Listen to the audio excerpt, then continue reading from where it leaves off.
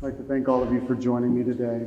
I've got sort of a very brief visual presentation. I'm going to speak with you a little bit about some of the things that have been taking place over the last little while here in Cleveland Heights. So, one of the first things that I would like to do, though, is talk about some ground rules and sort of my expectations for this presentation / town hall. The first thing is that, once I'm done sort of providing a bit of information, you may have some questions. Some of you may have some questions. And I would like for those of you who have questions to raise your hand, and hopefully you can come up, have a seat with me, and take some time to have a brief conversation where hopefully I can answer some of your questions. And that brings me to another ground rule. There are some topics that right now are in a particular set of circumstances. For instance, the city right now is the subject of a lawsuit and an EEOC claim. And in the course of that legal process, there are certain things that I, based on my fiduciary responsibility to the city, can't talk about, won't talk about, because I want to make sure that the city puts itself in the best position to address that in the ways that it's supposed to. Additionally, there have been some, I'm not even sure that you can call them accusations exactly, but some suspicions that have been sent to the press for, revelation to the public. And, given the nature of those things, given the nature of those accusations as potential criminal accusations, there are some questions related to that I'm also not going to answer. So those are some ground rules, and when we bump against those things, I'll let you know, and hopefully we can all respectfully move forward. I do expect that people here will behave with civility. I'm going to, and sort of respect the space that we're in. And so, with that, I'd like to begin talking with you a little bit. At the beginning of this year, in March, there was a complaint made, a complaint about the First Lady of Cleveland Heights. And yes, I'm calling her the First Lady of Cleveland Heights.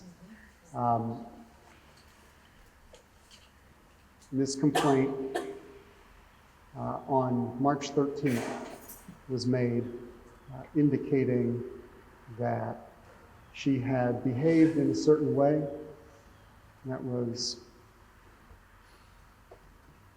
upsetting to an employee of mine.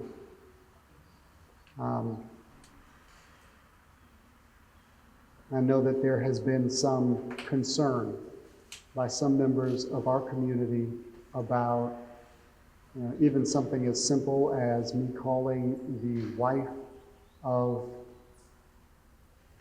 the executive of the city the First Lady. There's been concern by some members of our community about why my wife was even in City Hall at any point. And I'd like to maybe, backtrack a little bit and start talking about that, just to give you all some context. At the end of 2024, my wife and I were dealing with a terminal diagnosis in our family. A member of our family was facing a terminal diagnosis. And throughout the course of that time period, my wife was going through the organ donor process, dealing with a lot of medical appointments, testing facilities, and that was one of the major reasons why the First Lady was with me toward the end of 2024 and in the beginning of 2025, because I was driving her to those appointments. I was helping her deal with that. We were sort of together by necessity for a variety of other reasons as well. At the end of 2024, I think you probably all remember that the budget process was flawed. The 2025 budget process was extremely difficult. Despite 2022's budget process for 2023 going relatively smoothly, I expanded how we deal with our annual budget, how we provide information to council. I demanded budget hearings where department directors would come in and speak specifically to their budgets and be subject to council's responses and questions. And then in 2023, I expanded it even more for the 2024 annual budget. Then in 2024, after our permanent finance director retired, he had been in public service for, 30 or so years, and he retired at the end of 2023, leaving us without a permanent finance director. And I tried throughout 2024 to fill that position with a permanent finance director. Came close a couple times, but unfortunately we were not able to find the right person. And during that period of time, the former finance director's second in command, if you will, took on the role of the interim finance director. We also contracted with the former finance director to provide her with any assistance that she might need, both for the audit of the 2023 financials, but also for the creation of the 2025 budget. Throughout that process, I took a step back and I allowed the city administrator and the finance director to work through the functional aspects of the budget creation. Meeting with directors, putting together personnel budgets, those sorts of things. Only checking in, because that is the job of the city administrator and the finance director. But once we got to the budget hearings, once we got to the presentation of the budget to council, the interim finance director resigned during that process, leaving us without a finance director. Her final day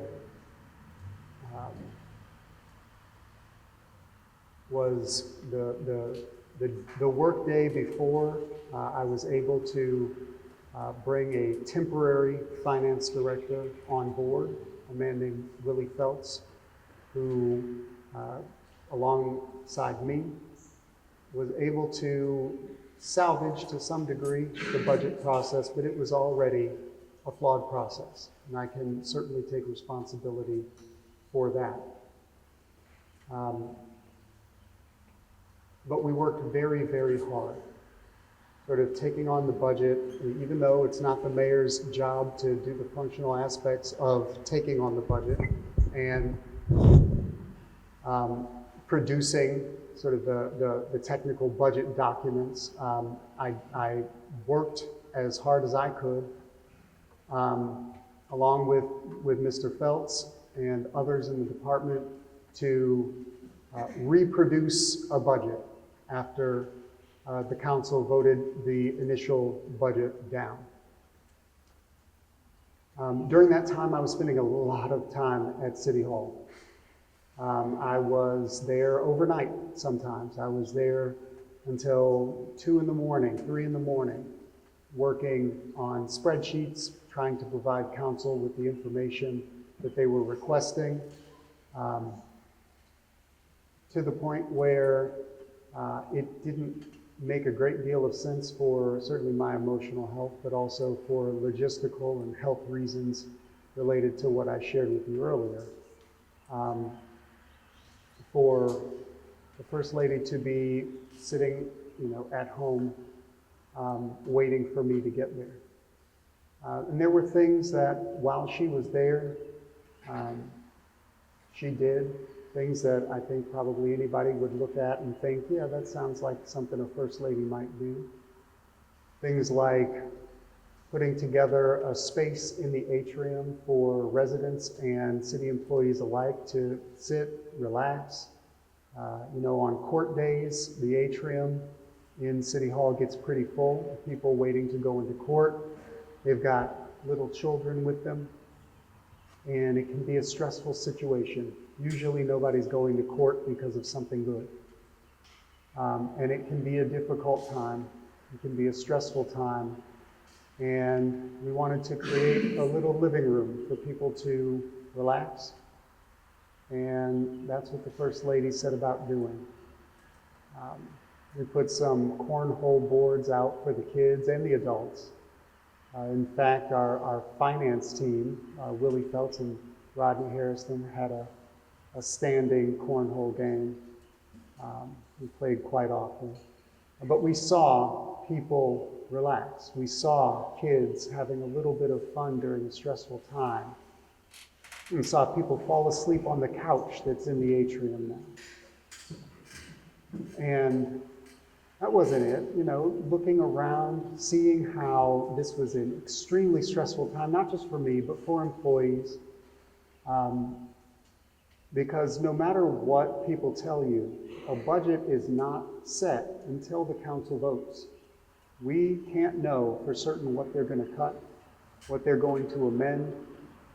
And so there's a lot of uncertainty in a process that is usually complete by the end of the year, and last year was not.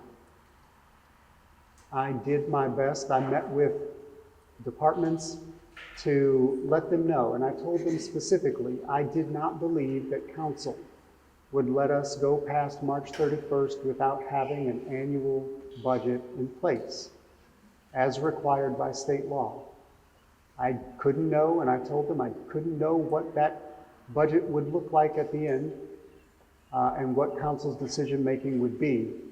But I reassured them that we weren't going to, end March 2025 without a fiscal year budget in place, but it was still a great deal of uncertainty for everybody involved. And so having conversations, putting up art in the atrium, working to build a bridge between the municipal court staff and the administration to ensure that we are fulfilling our responsibilities for maintaining their space. Those sorts of things were things that the First Lady assisted me with while she was spending time at City Hall. Other little things like noticing that there was a mom and her kid at City Hall, both on skateboards in the atrium.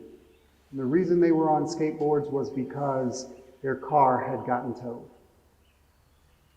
But their attitudes, their joy in just being together, even though they had to get to City Hall on skateboards, was so poignant that this was an example where the First Lady ran and told the communications director, hey, there's this thing going on in the atrium.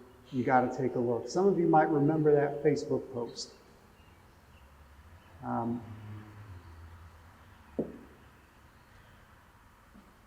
During that time, obviously, I was under a great deal of stress, and this lasted for 3 months. I provided council with a budget on December 30th. All of council couldn't make it to that meeting. A quorum of council was not present, and so that meeting was opened and then adjourned. But I still presented that budget. That budget consisted of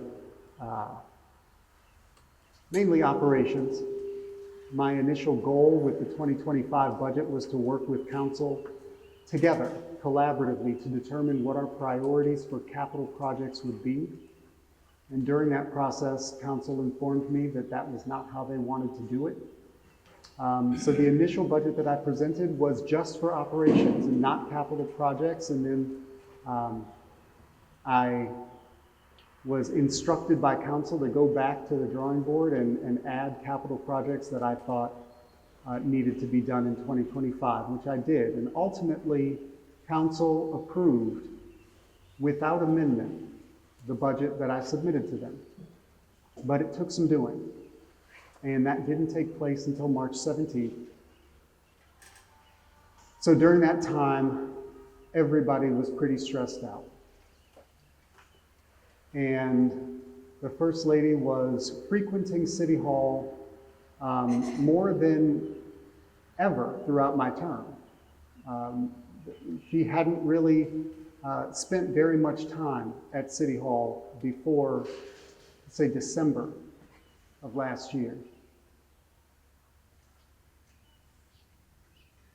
And there are still employees now that ask when she's coming back.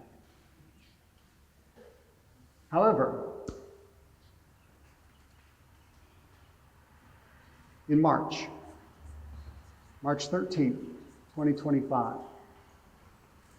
an employee named Andrea Heim made an HR complaint about my wife. And that complaint accused my wife of presenting a physical threat to this employee's safety, and characterized her behavior in very specific ways.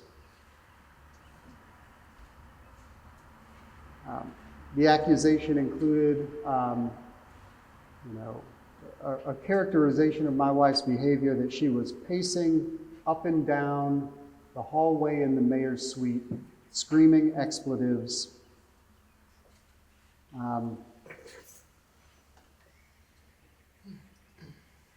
She said that this was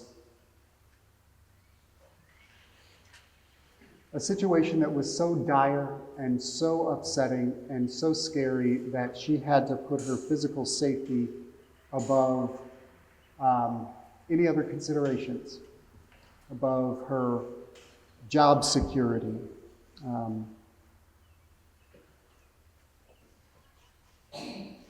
So, this complaint was sent to Human Resources on March 13th. That was a Thursday. Incidentally, my wife has not been back to City Hall since that day. On that day, I was not told about this complaint. I was not informed about its existence or the nature of this complaint. The city administrator at the time came into my office later that afternoon and said something vague about the First Lady coming into the offices, and she was loud, and so this employee went to work at a different location. That was the extent of what was told to me on March 13th. The next I heard about it was on March 16th, when the city administrator, Horrigan, sent me an email indicating that my wife was creating a hostile work environment for multiple employees at City Hall and had made one employee physically unsafe, and that he was going to resign if she ever returned to City Hall. I called Mr. Horrigan immediately and asked if we could sit down. I know he didn't love making the trek to Cleveland Heights from Akron, so I offered to go down and meet with him, sit with him, sort it out, try to figure out, how he's feeling, what his thoughts were. He refused to meet with me. And so I asked if, okay, can we speak on the phone? Can we talk now? And he said basically that everything that he had to say was in the email that he sent me. He shortly got off the phone after that. And then a little bit later that afternoon, he sent me an email saying that because of my lack of clarity, he was going to be working from home the next day, Monday, the 17th. So I got to work the next day. I'm working on, all of the things that we do at the city. I'm, focused a great deal on the fact that council could potentially be passing the annual budget that night, which they did. And approximately 24 hours after he sent that initial email on Sunday, Mr. Horrigan sent another email to me saying that because I had not addressed his concerns quickly enough, he was going to be resigning his position immediately. So on Thursday, I get told that my wife was being loud and that a person had to go work in a different location. On Sunday, I'm informed that my wife is being accused of causing a hostile work environment and threatening somebody's safety. I am not allowed to speak more about this or meet in person. And then on Monday, Mr. Horrigan resigned. Subsequently, he took his story to the Akron Beacon Journal, setting off sort of a feeding frenzy among people in our community and other news outlets who were very interested in this salacious story. So, at that point, I need to find out what's going on. And I haven't been told that there is an HR complaint yet. So I start doing some research. I find out that there's an HR complaint. And I recognize that every HR complaint, per our employee handbook, every HR complaint needs to be investigated. And that is generally, whether it would be in the HR handbook or not, that would be my dedication, is that every HR complaint gets investigated, we receive the findings, and we proceed accordingly. In this case, because this involved a member of my family and me, because it is only through me that someone who is not an employee would be accused of creating a hostile work environment, it was my expectation that this investigation would be done by an outside firm who would not be beholden to me, would not be someone subject to my employment decisions, somebody who would be getting paid whether or not the results were in accordance with what I would prefer.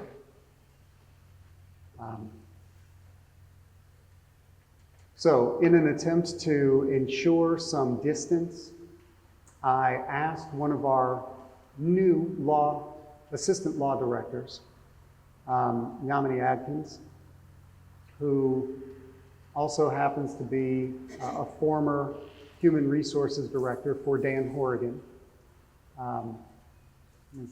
More time working for Dan Horrigan than for the city of Cleveland Heights. I thought that she would be appropriately distanced and could provide a recommendation that we could rely on for an unbiased evaluation of the facts.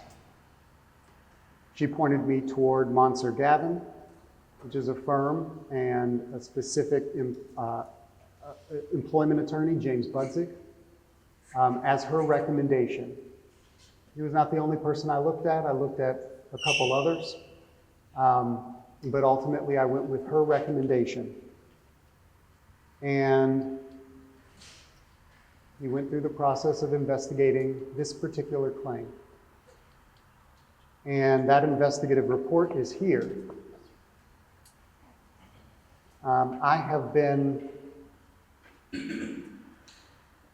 holding on to this report for about a month now. Waiting for the right way and opportunity to release the findings in the midst of a variety of other things that have been happening in the city of Cleveland Heights. So, in the course of this investigation, Jim Budzig interviewed a variety of people who were present during the time in question, which was around 10 o'clock on March 13th of this year. Those people included my executive assistant, Loretta, our sustainability coordinator, Dr. Boateng, Officer Pitts, who sits just outside of the mayor's suite. Obviously the complainant, Andrea Heim, and another employee that you may know well, Todd Walburn, who is our mayor's Action Center coordinator. To get a sense of what other people's experience of this particular complaint was, of this particular time frame. Mr. Budzig also reviewed the video footage from the mayor's suite, the mayor's office suite, because there is a surveillance camera in the mayor's suite that would capture what actually took place so that it could be compared to the characterization that was provided in the complaint. Now, apparently, the complaint was, as I described earlier, that the First Lady was pacing back and forth, screaming expletives. In the investigative report, there is some more detail provided by the complainant that the First Lady was pacing back and forth, specifically past the complainant's office, for approximately 2 minutes. More aggressive and louder than she had ever heard.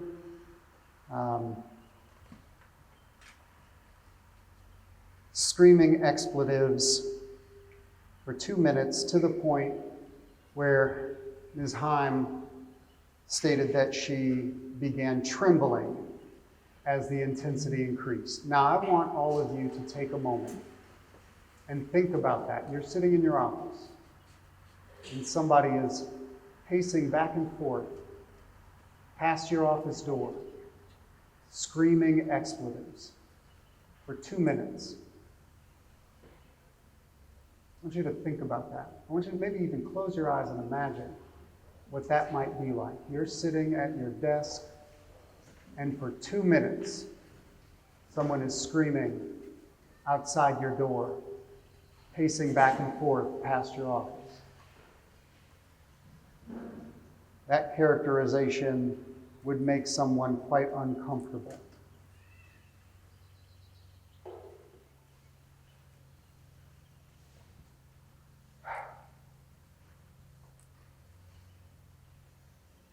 Now, the result of this accusation we've all seen play out in public, primarily because Mr. Horrigan took this complaint and referenced it as the reason for his resignation on March 17th, before going to the Akron Beacon Journal to provide more context, claiming that the family member of the mayor had caused a hostile work environment in the office space and threatened employees' safety.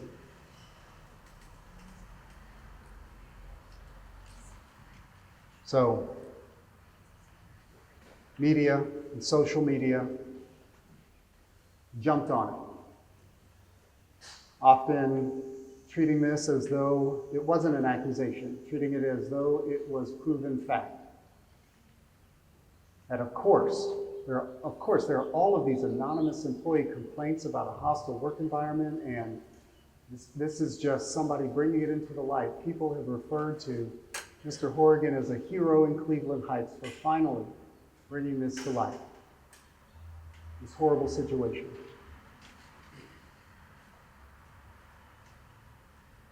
So that's what was claimed. That the First Lady entered the mayor's suite and paced back and forth for nearly 2 minutes, screaming expletives louder than had ever been heard before.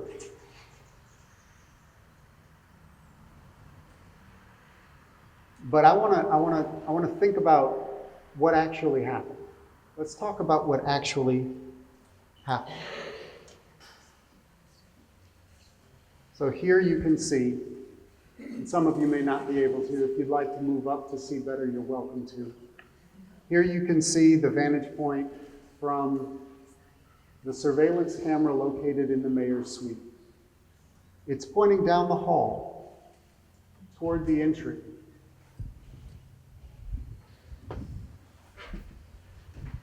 You may not be able to see this well, but this is the entryway door to get into the mayor's suite from the atrium.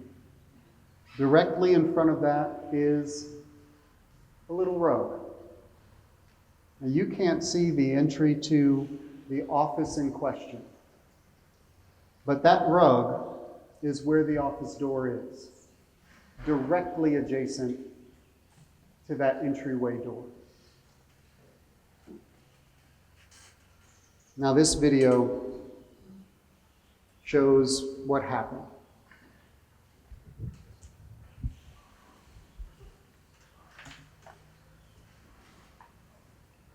My wife enters, walks directly past that office and well past into the mayor's suite, speaks with my executive assistant very briefly,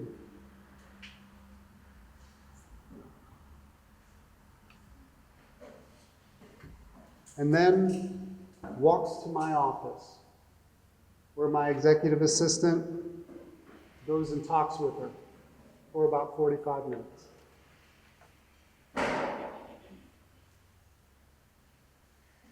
That's what happened. Now, what does this mean? This means that my wife did not pace back and forth in front of anyone's office door, screaming expletives louder than anybody had ever heard. She certainly didn't do it for nearly 2 minutes. In fact, from the time she walked into the office, walked up to Loretta's desk, talked with her, and then began walking to my office, clear on the other side of the suite. It was about 24 seconds.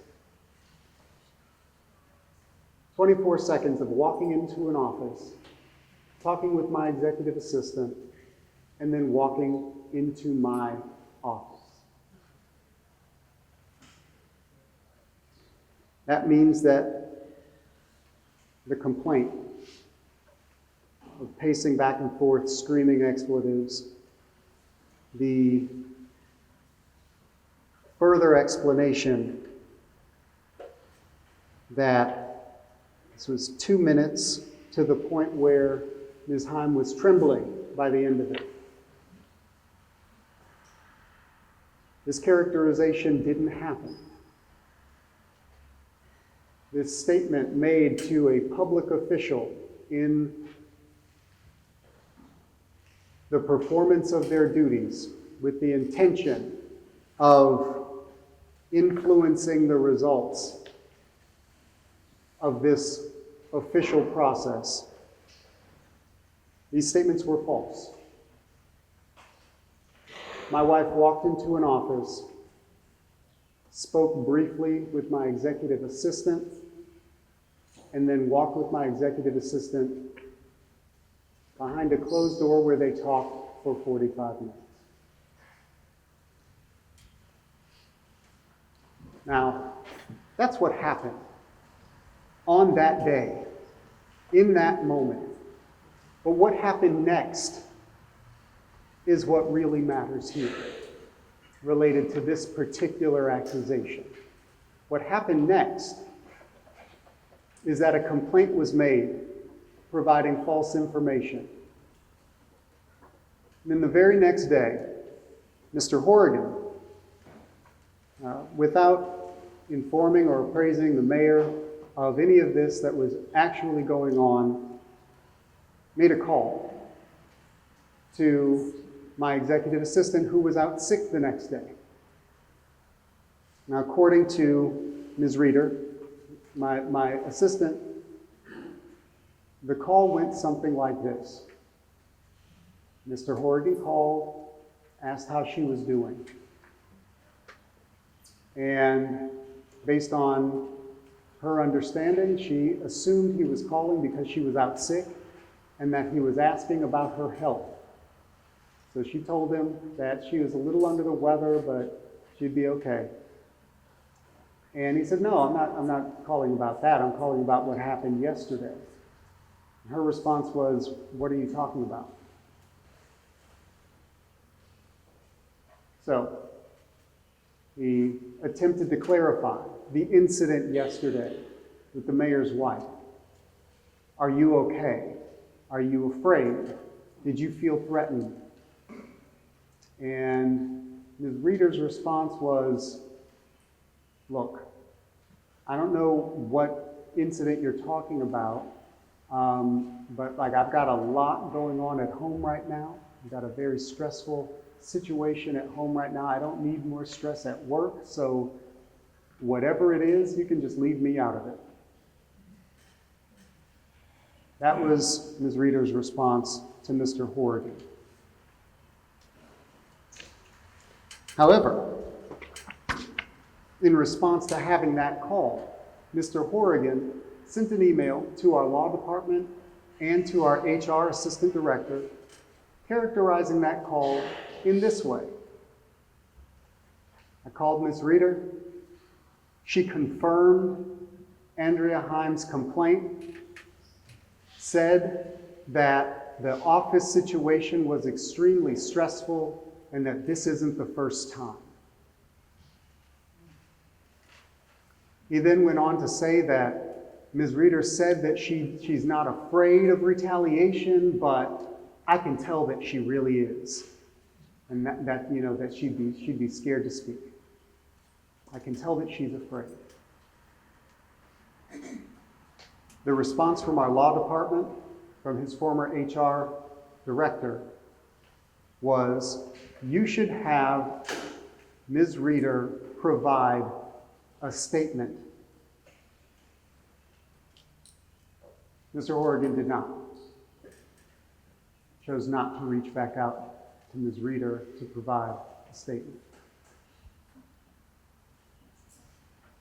That was the extent of if you want to call that an investigation by the city administrator into an HR complaint, that was the extent, as far as I know, of his investigation before sending me an email threatening to resign if the First Lady ever showed her face at City Hall again, and then resigned the Monday after. So, this investigation report, which we'll be publishing on our website for transparency purposes for everybody to take a look at.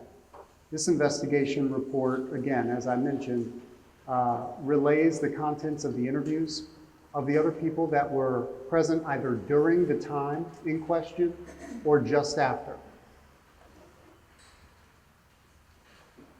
So, starting with Officer Pitts, who was stationed outside of the mayor's suite, just outside of Ms. Ms. Himes' office.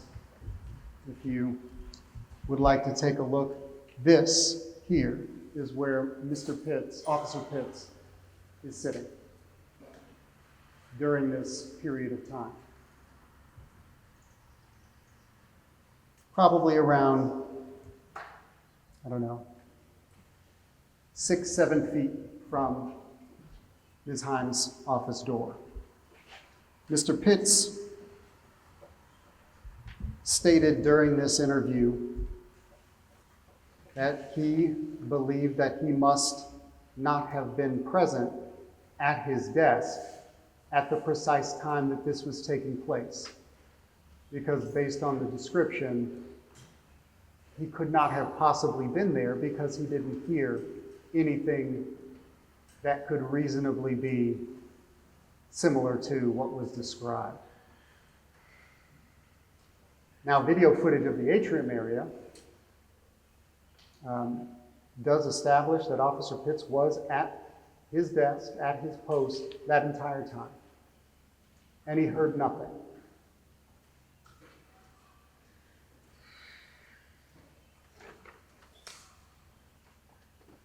Next in this investigation report is Mr. Walburn.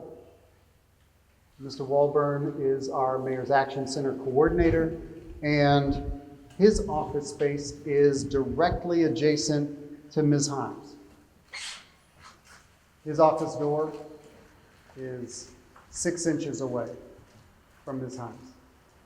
So probably around where that rug ends here in this video. Mr. Walburn was not present when the First Lady walked in. Mr. Walburn came in about 5 minutes after she walked in, spoke briefly with Ms. Reeder, and then walked into my office. Now,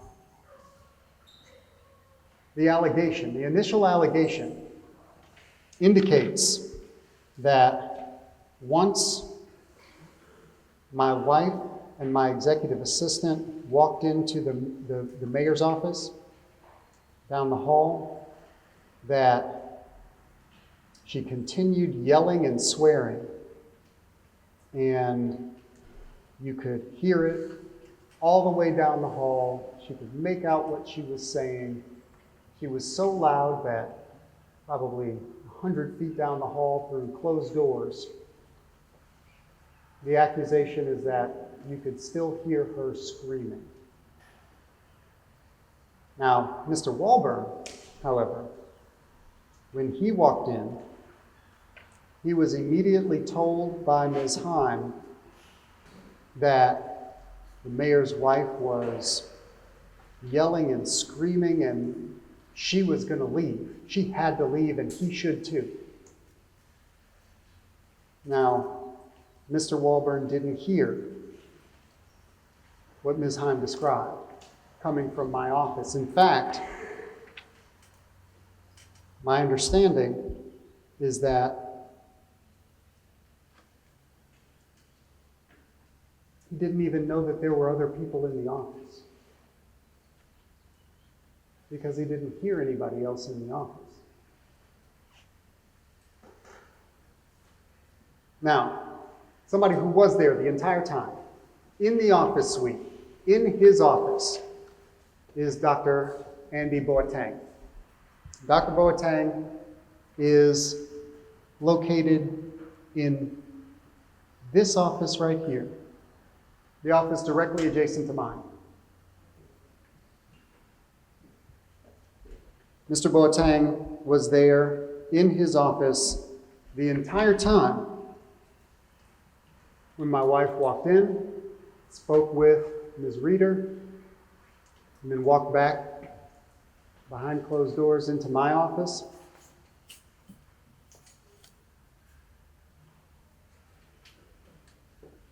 He was asked if he saw the First Lady. And his response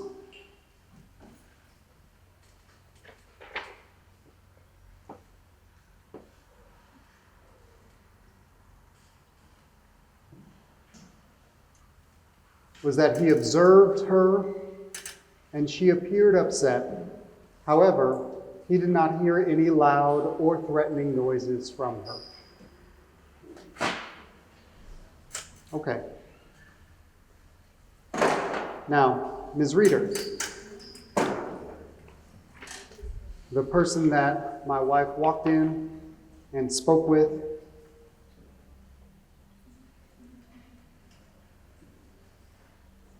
indicates that she was not scared or abused, that she never felt unsafe at work.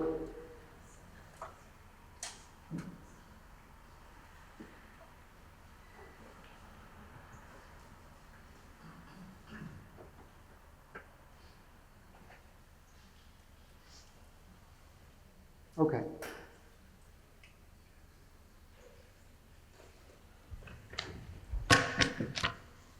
But what happened after this? After this took place, the people of Cleveland Heights decided that my wife and I had created a hostile work environment for employees in City Hall, that my wife routinely told people what to do and instructed their work, that we had scared people in City Hall so much that nobody was willing to say anything, that everybody was abused and frightened. And this was all based in a falsehood. This was all based in an accusation that my wife walked into the mayor's suite and for 2 minutes had paced back and forth screaming. This was based in a city administrator making a vague accusation of a hostile work environment. Now, I want to talk about the end result of this investigation report a little bit, because I think it's important. Every single one of these employees indicates that the First Lady did not direct staff in their work.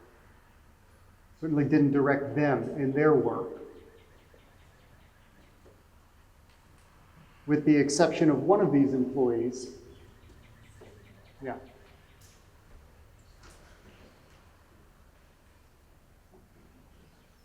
Thank you.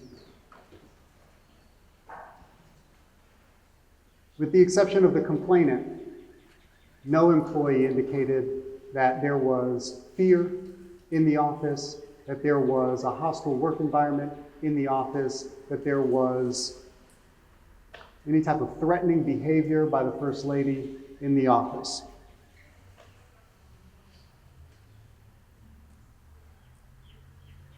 When Ms. Heim left that day, according to her complaint, she indicates that she texted Mr. Horrigan about this, and she let Human Resources know that she had texted the city administrator before she left. So, although the city administrator was not present, the city administrator apparently was informed of something before Ms. Heim left City Hall that day. Over the course of the investigation, which took much longer than I had hoped for, but over the course of the investigation, Mr. Budzig requested those texts, or text. That request was made, I believe, on April 13th A request to Ms. Heim from the outside counsel was made for the text from her to Mr. Horrigan on April 13th. On April 14th, instead of providing that, Ms. Heim resigned her position. I know that correlation is not causation, and it may have nothing to do with her resignation, but I do find the timing interesting. Cleveland Heights, I've made some claims about Cleveland Heights recently, about how we've taken our intentional, proactive integration, our legacy from the 60s and 70s, and we placed it on a shelf and we sit and look at it. And one of the examples that has made that very clear to me is our community's response to this situation. Now, I can't know what is in people's hearts. I can't know when you make an accusation that a black woman is being threatening to a white woman. I can't know if race plays any role whatsoever in that accusation. I can't know what's in Mr. Horrigan's heart when he takes that accusation from that white woman against that black woman and he treats it as fact before any investigation. In fact, even once he gets information that might help him call it into question in his phone call with Ms. Reeder the next day. He takes it as fact, and almost as a cliche that we have heard a million times before, we see an accusation from a white woman that she is afraid of a black woman being threatening in some way. And we see the response from a white man to bring down the full weight of everything he has to bring to bear against this threat, to destroy it, in this case to destroy the reputation of this black mayor and his first lady.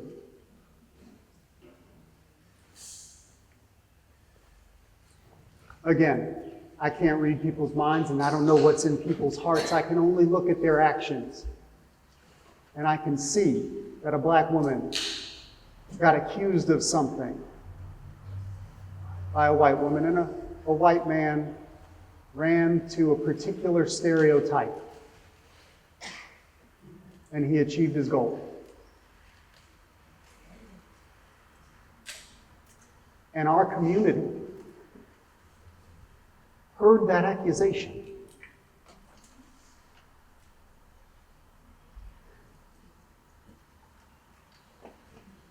The people of Cleveland Heights heard that accusation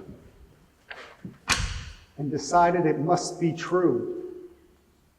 When I begged people to wait, I begged people to hold out until an investigation could be performed. I told people that it was my responsibility that when we get a complaint, that we follow the process, that we investigate the process. And when a person is accused of screaming for 2 minutes, pacing back and forth in front of someone's office door, that we should hold out and wait to see what the investigation provides. What the investigation provides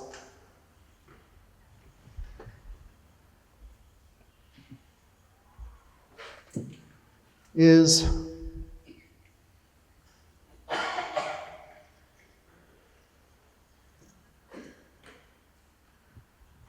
a 25-second conversation that then proceeds to a closed office. No interaction. No threats. no screaming, no pacing. The investigative report provides that not only was there no physical threat, but that there was no hostile work environment that could reasonably be inferred from this set of circumstances. Even based on the additional interviews that they did with the people asking about their experience of the First Lady in the office. This indicates that the First Lady did not direct people in their work.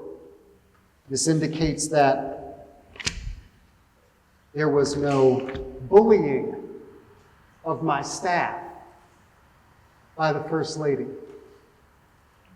But this community decided that there must be. Not all of it. Sir, I'm sorry, we've been here for an hour. Are you just saying that? Oh, I'm sorry. If you are certainly, I know that this is maybe a longer presentation than you had hoped for. I am not trying to keep you here beyond your comfort level. All right. So, some of us maybe were here a bit late and did not hear the ground rules. What I'd like is for people to raise their hands once we get to the point where I'll be taking some questions, and I'll invite you up here to have a quick conversation with me.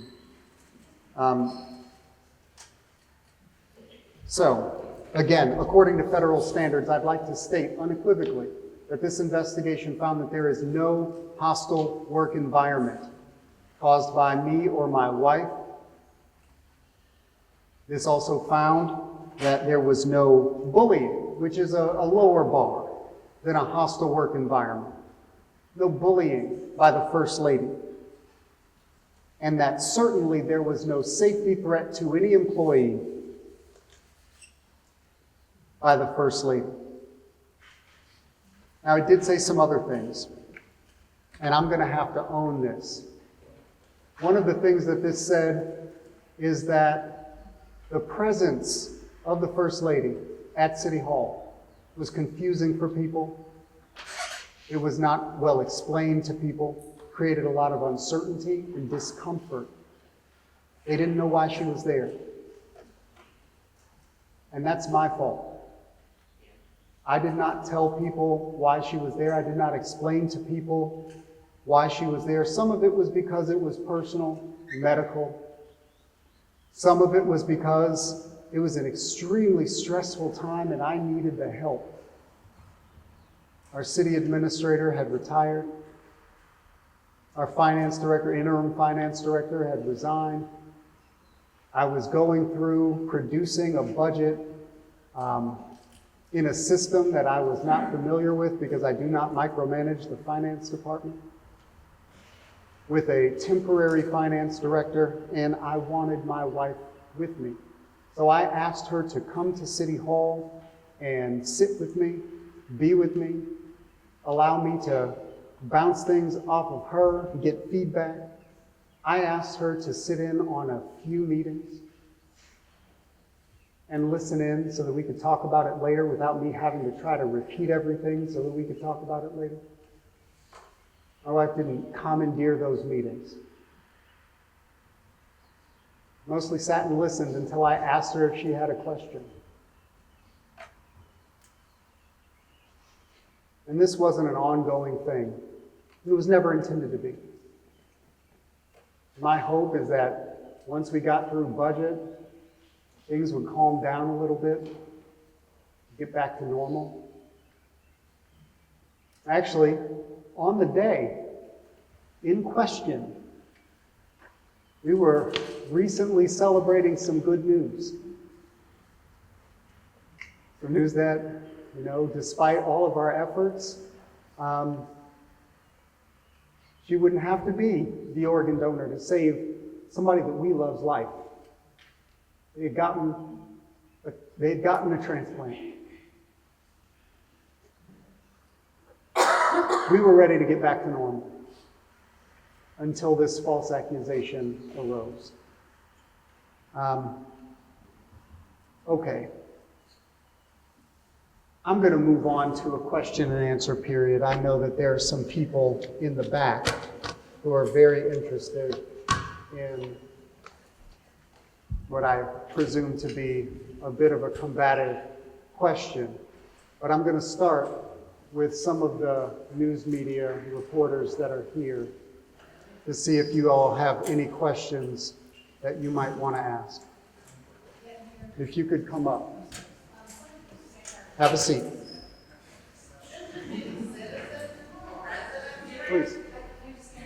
No, if you could please have a seat. This is how we're doing it. Please, please. It's fine. Just a couple questions from Sure. Fox 8. The first question is, I was trying to see the timestamp on it, and yes, the timestamp is there for video. Is there audio that people will be made available? Because some of the accusations involve anti-Semitic language. Yeah, so two things. One, no, there is no audio. There's no audio in our surveillance cameras in the city, just video. But no, and there were no allegations that anything that the First Lady spoke was anti-Semitic, and nothing that she said was anti-Semitic. Okay. Then there were also allegations that this was just one of multiple occasions. Did the investigation, is that in there as well? The investigation report includes some questions and responses related to other circumstances. And people who are in the office on a regular basis gave their indications about that sort of thing. Let's see. Absent the complainant,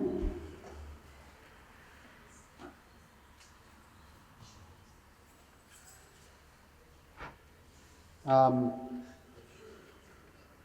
don't believe that there was any indication that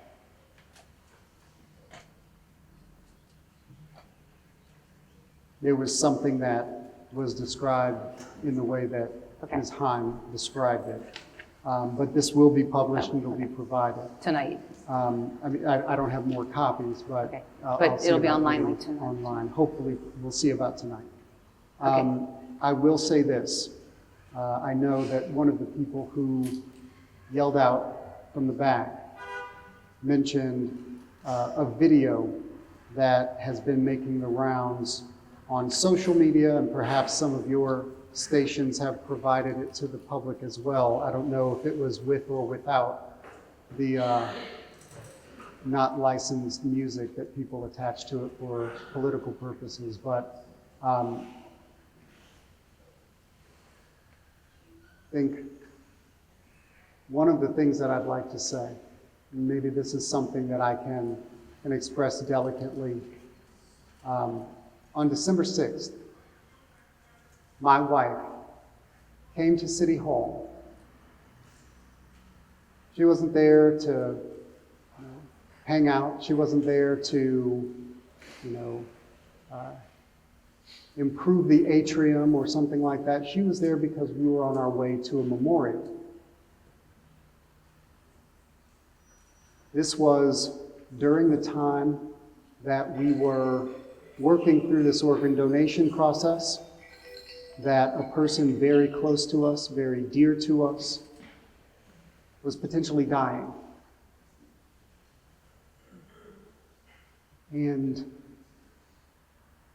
the day before, a resident of ours stopped me in public and called me a murderer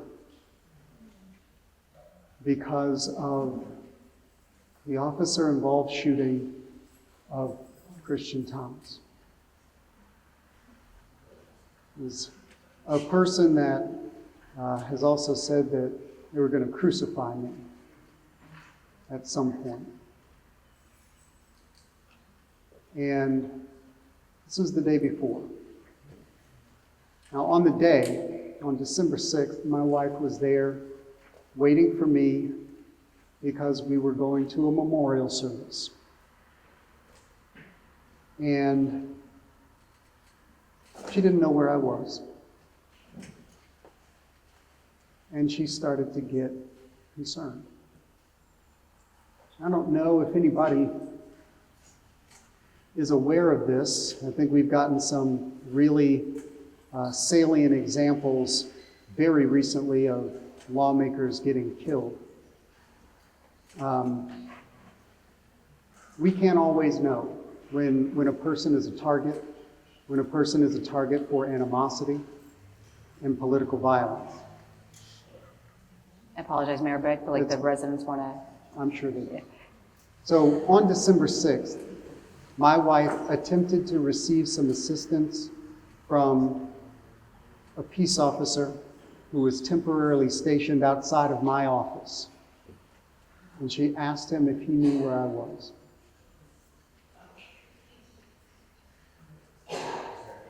He was not helpful. And the way that he treated her is not a way that I would expect any of our police officers would treat anyone on the street. And my wife, in the footage that is being passed around almost pornographically at this point, was having a panic attack.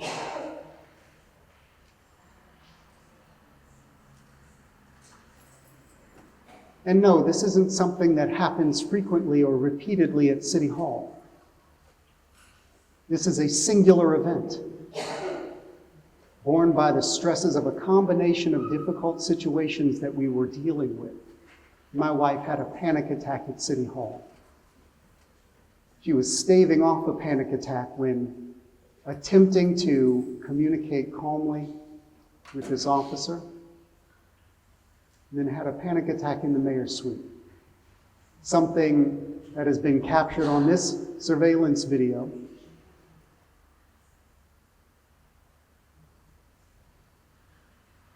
And shared as though there's no human in the video. So, if you're talking about a claim of repeated instances, I'll tell you, my wife, in certain respects, is no shrinking violet. She is somebody who is direct with people. She is somebody who is capable of speaking her mind, is not interested generally in lying to people for politeness' sake. And she's not a politician. Never claimed to be. There's a reason why she came to the first swearing in and then never came to another one. A relatively private person. At my request, she was coming to City Hall because I was spending much more of my time at City Hall than I was spending at home. And there were things that I knew that she could do here that would be helpful, and it was. So if you're talking about repeated instances that would justify making a false claim about her behavior on March 13th, 2025, no, that does not exist. One more question, last question. I know, in terms of the laptop being the allegations now that there was a laptop that was hidden in an office in a room with the law department to spy on people, what is your response to that?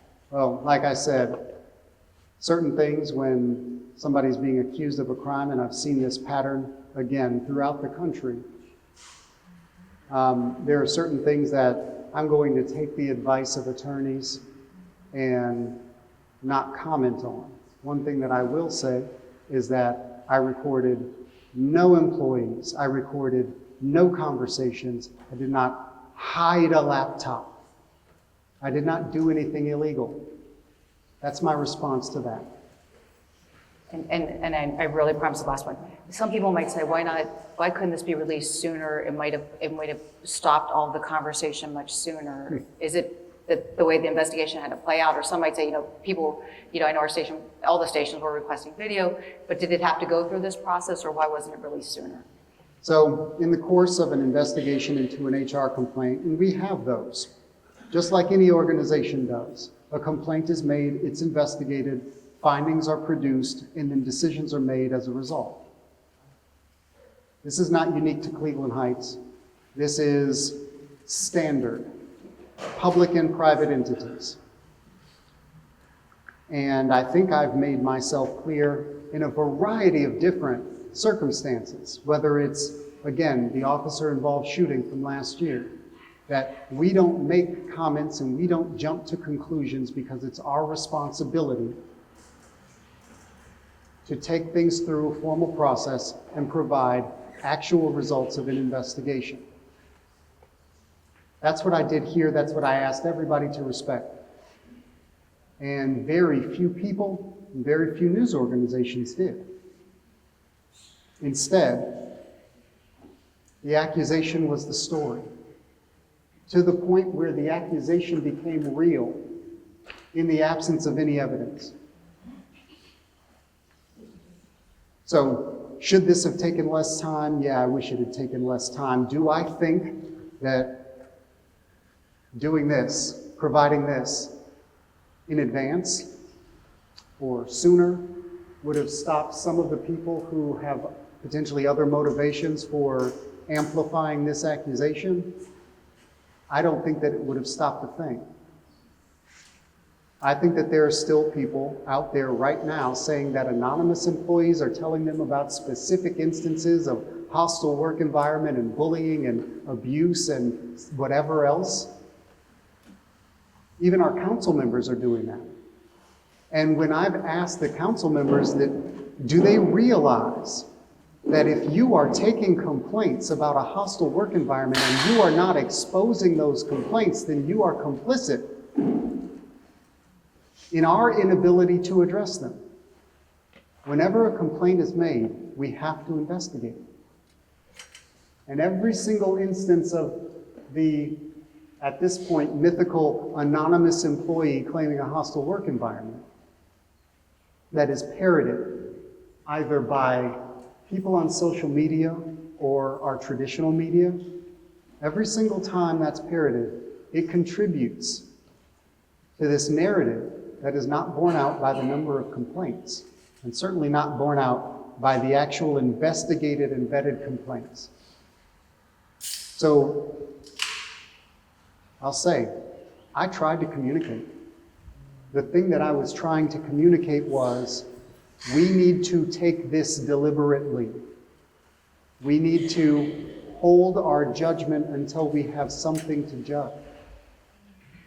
That was what I attempted to communicate. The reason why people didn't hear that, maybe that's a comms issue. Maybe that's something that I need to reevaluate. But providing this information and potentially tainting an investigation would have just been viewed as some way that I'd be putting my thumb on the scale and attempting to influence the results of an investigation.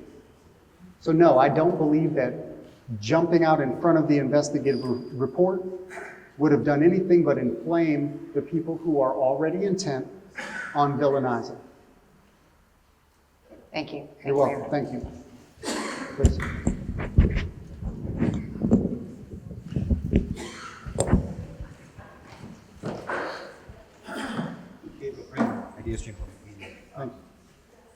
In your email and a Facebook video you posted a few weeks ago, you talked about experiencing racism at City Hall. Can you provide specifics on that or any specific instances? Oh, I can. Yeah. So the first thing that I'll need to say is going to be in sort of proactive or preemptive response to the allegations or the implication that unless somebody out here says, I don't think that guy should be mayor because he's tan. The color of his skin, he shouldn't be the mayor. I don't respect him because of the color of his skin. The idea that someone needs to say that in order to express racism or behave in a racist way is ridiculous.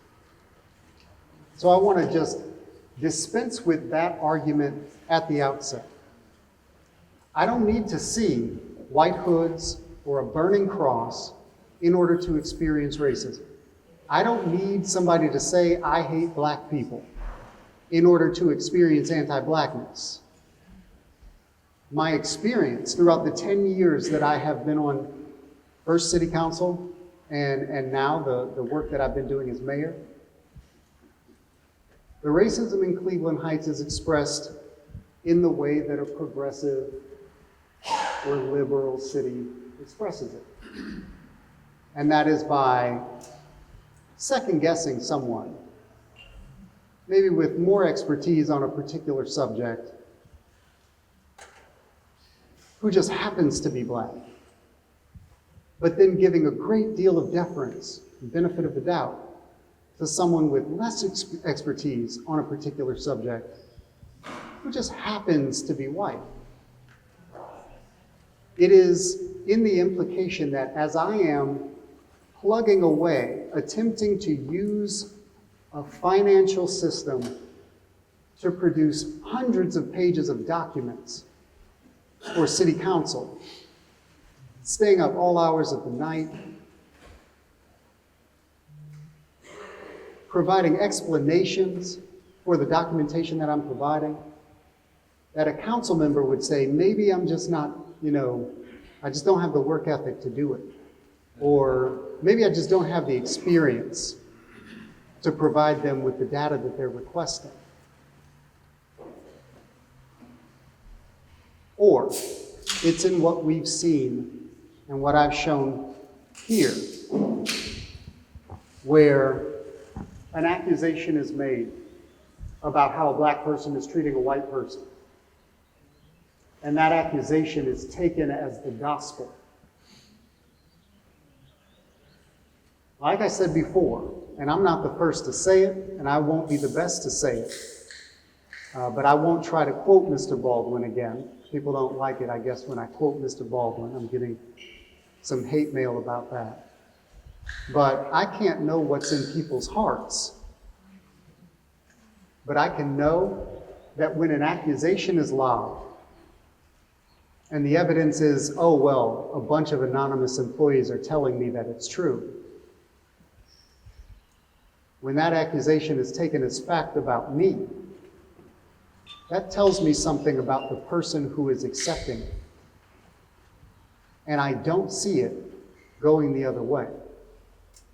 In fact, I'll give you a really good example. I started meeting with the editor-in-chief of the Plain Dealer in Cleveland.com last year. Every so often, we just sit and talk. And when this occurred, and when Mr. Horrigan made these claims about me and the First Lady, and then a reporter for Cleveland.com decided to echo those accusations and expand on them and essentially treat them as fact. Talk about a torrent of accusations that was primarily sourced by, Facebook conspiracy theorizing. I sent an email to the editor-in-chief indicating why I thought that it was problematic that his reporter would write that article without doing any of the legwork, without talking to any employees, without trying to fact-check any of this. And the response that I received was that Mr. Horrigan, I guess in contrast to me, was an esteemed public servant. When I implied in a meeting that, and I think I just said that Mr. Horrigan was incorrect. I didn't call him a liar, but I said that he was incorrect. People in this community said, it doesn't make any sense to me that he would imply that Dan Horrigan could possibly be wrong or lying about this.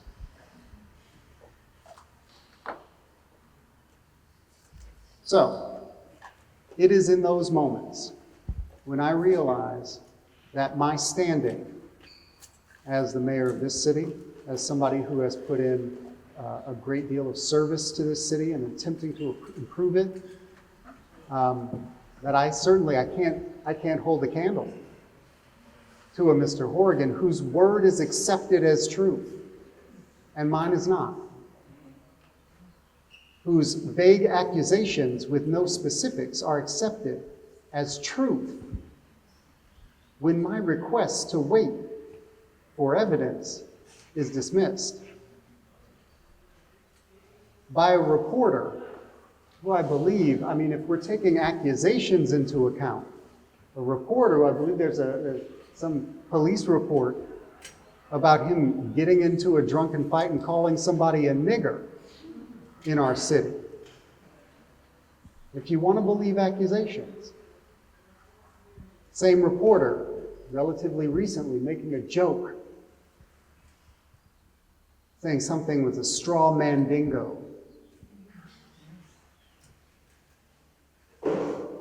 This is the type of racism you see in a city like Cleveland Heights. And then it's compounded by the fact that we view ourselves in a particular way. I live in Cleveland Heights. I can't possibly have any racial biases. I live in Cleveland Heights. I can't possibly have any racist tendencies. I'm not calling the people of Cleveland Heights Klan members here. But I'm asking us to take a more careful look at ourselves. It's a look I'm willing to take at myself. I admit that I am subject to the same enculturation, that I am subject to, again, being fooled by stereotypes, having unconscious biases that I need to unpack. This is an ongoing process. If I view somebody as a particular way because of the particular group that they belong to, I need to look at that. And maybe I need to pause and think about how I'm characterizing them, both to myself and to others. That's the racism that I see predominantly in Cleveland Heights. And it's happened since I became a council member. You have people calling for your resignation. Are you going to do that? I don't have any intention of resigning.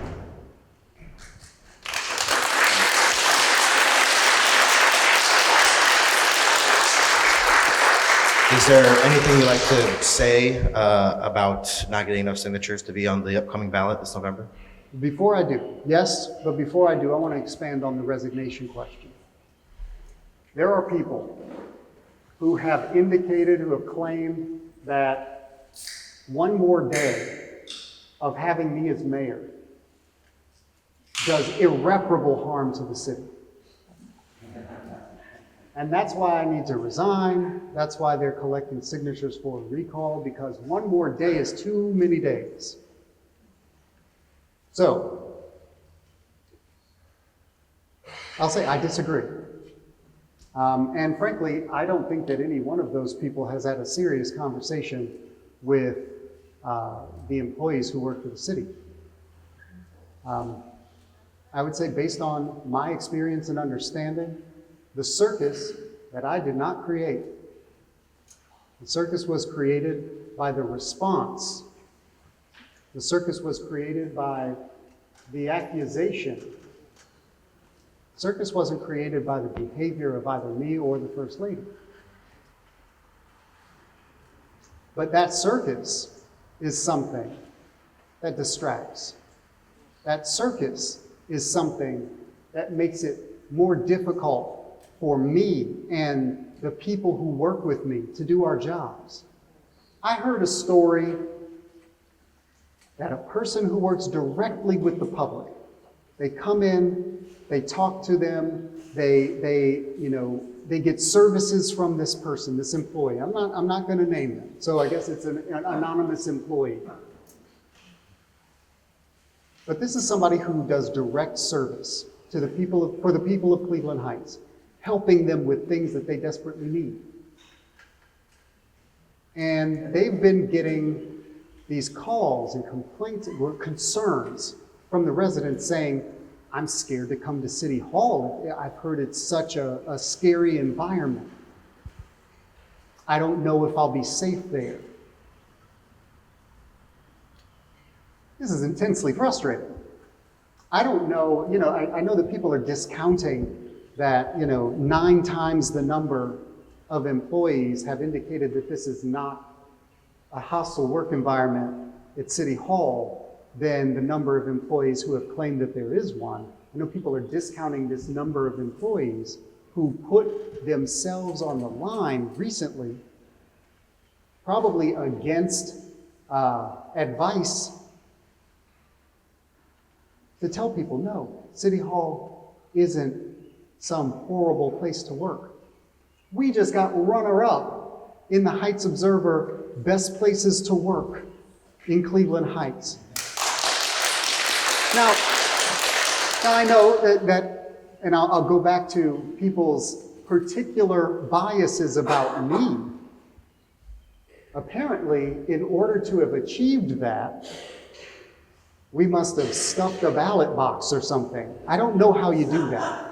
I don't even know how the process works because I've never actually paid attention to the Best of the Heights voting process. But that's the response when there's evidence that this is not a hostile place to work or a toxic environment. The evidence is discounted because the bias is the only thing that matters. Now, the question about resignation and the harm that I'm doing every day when I go to City Hall and sign contracts or work with our finance department to make sure that our tax budget is done on time despite all of the difficulty that we've been experiencing. And the fact that both of these people, our finance director and assistant director, are extremely new to servicing Cleveland Heights. Apparently, the work that I'm doing with them to ensure that we are on time with our tax budget is doing irreparable damage to the city of Cleveland Heights. So the reason why I'm not resigning is because they are incorrect. If I were doing damage to the work that we do together, then I might consider it. My first step might be, how do I stop doing that damage and instead contribute positively? That would be my first step. But I'm not causing irreparable damage. I'm not driving people away from City Hall. I'm not making it difficult to recruit top talent. The people that we have working in our finance department right now are doing the damn job. They are doing it well. Facing hurdles both from this circus and just from the operational difficulties that we've experienced that are still lingering, from some difficulties that I had a hand in creating in 2024 and have been working to fix. I've said this over and over and over again. When the damn building burns down, you don't just give up. You make sure you investigate what caused it to the degree you can, you knock the thing down, and then you start building again. That's the Cleveland Heights that I choose to see and work for, and work toward. No, I'm not one to resign because people who have biases that are influencing their view of my actual accomplishments are telling me to. Most of those people wanted me to be mayor until I was. And now, not enough signatures to run for re-election. Can you talk about that? I'm disappointed. I'm disappointed by that fact. The longer story is that there is a particular quirk in Cleveland Heights where if you've signed a petition for one mayoral candidate, you are not allowed to sign another. This may not be completely unique to Cleveland Heights, but it's relatively unique in this region. But that's our rules. And in this case, the full story is that apparently 44 people who signed other mayoral candidates' petitions decided to sign mine too, for whatever reason. And as a result of that, even though I had enough technically valid Cleveland Heights voters signed the petition. I was 39 signatures short because of the people that got kicked out because they had signed other mayor candidate petitions. And that is incredibly disappointing. Now, one of the things that contributed to this is how late I pulled petitions. And that was my decision. The when of it, that was my decision. But the why, I think, is something important to think about. I spent a great deal of time being certainly falsely accused here, and then I maintain falsely accused again, and that will be borne out in the EEOC and legal process of some pretty horrible things, right? And the response from the community gave me a new and very difficult understanding of our community. And frankly, I wasn't sure if I should do this, if I should put myself through this, if I should put my family through more of this. As I imagine the campaign would just get worse. Let's throw some other heinous accusations out there. Why not? It works. And then, if I won, what does the next 4 years look like? It took a long time for me to weigh that decision. And frankly, I wasn't sure if I was going to pull it all. There were a few things that made me try, even though I knew that by that point it was going to be very, very difficult. One, another anonymous employee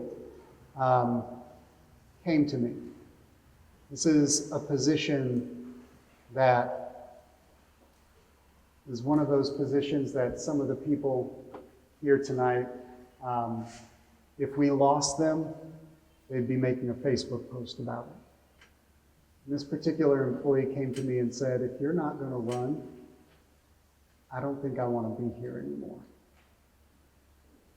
And it's somebody that I don't think that Cleveland Heights can really afford to lose. But more than that, it was encouraging because I had heard such a drumbeat of this mayor is the devil. This mayor is, driving employees away and, hurting people. And so much villainization that it was like a lifeline to hear that kind of encouragement.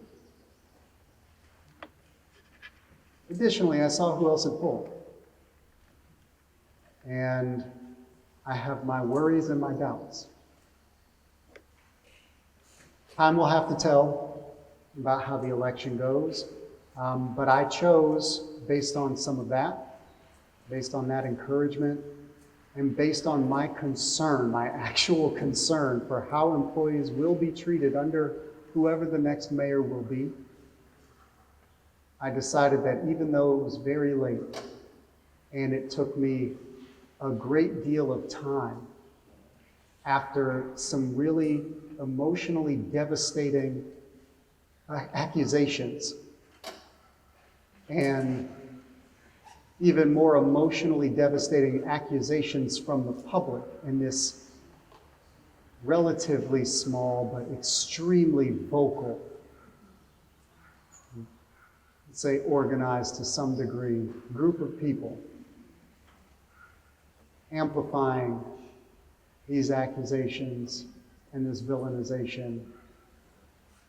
It took a lot to feel like it made sense to try. So, I pulled. Eventually I pulled, and I will say, a group of extremely caring and dedicated people who give a damn about Cleveland Heights, and people who show that they give a damn about Cleveland Heights, came together in support of that effort. And I will be eternally grateful to their efforts in trying to get me on the ballot. But we were not successful. I'm sure if I had just been unaffected by all of these accusations and brushed them off and just went and pulled petitions when they were available, I could have gotten on the ballot. Instead, the process that I had to go through took some time.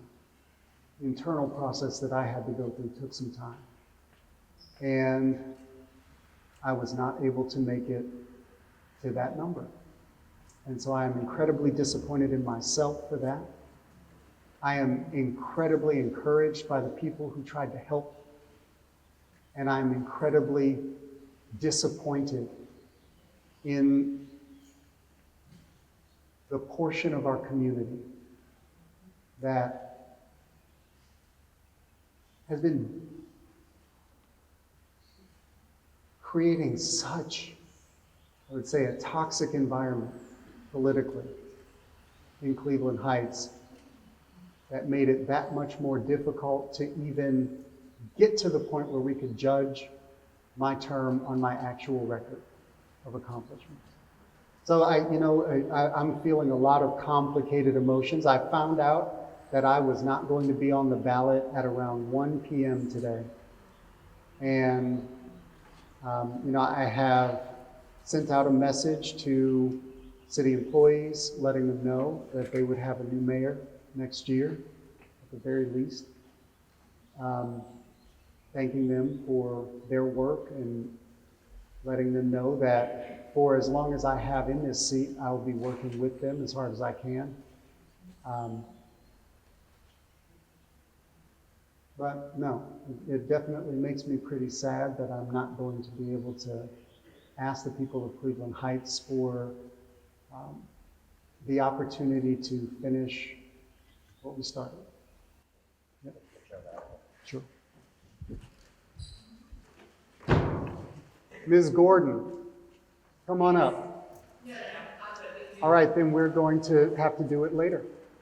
Do we have anybody else that is willing to come up and sit down with me? Please, come on up. Have a seat. I just want to know the date of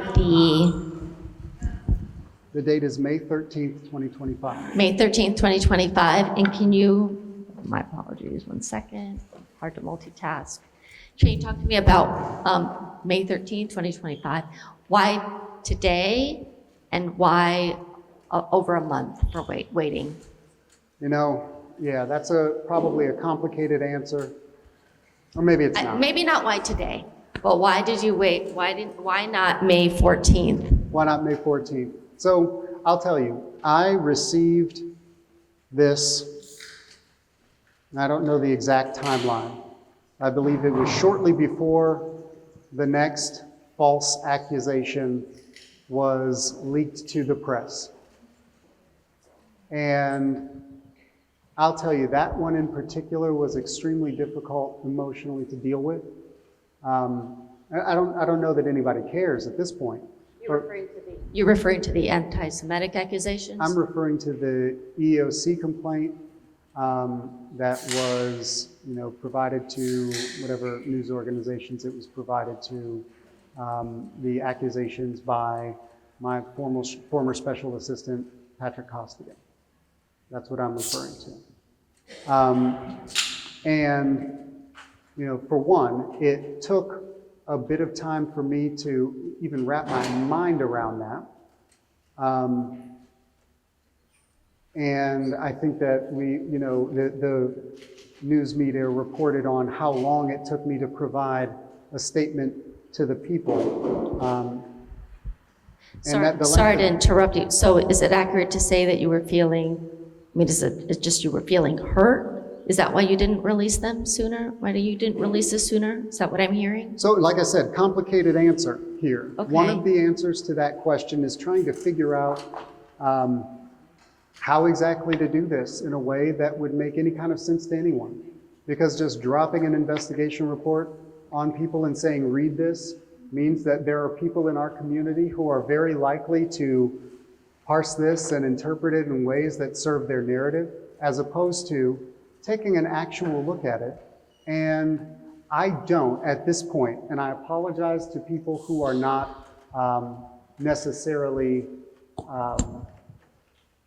it might not apply to all of the news organizations or all of the reporters who have recently descended on Cleveland Heights.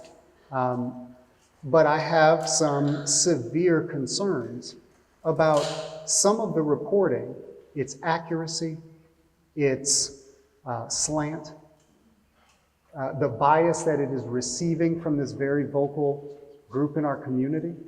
And so I have some serious concerns about this actually receiving the coverage that it should, and sort of figuring out how to appropriately provide this was a difficult conversation that I had to have with myself. But ultimately, I just decided I'm going to talk about it with people in the room.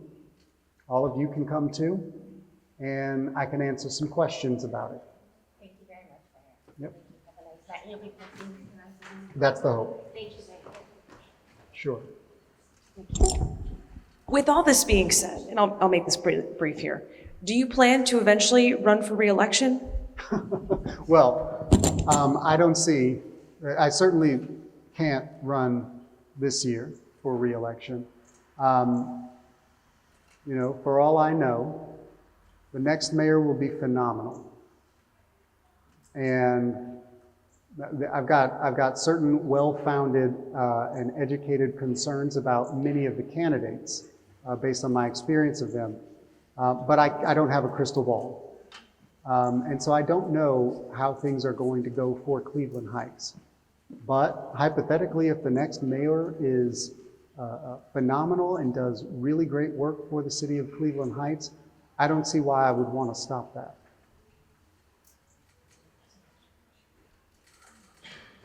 Welcome.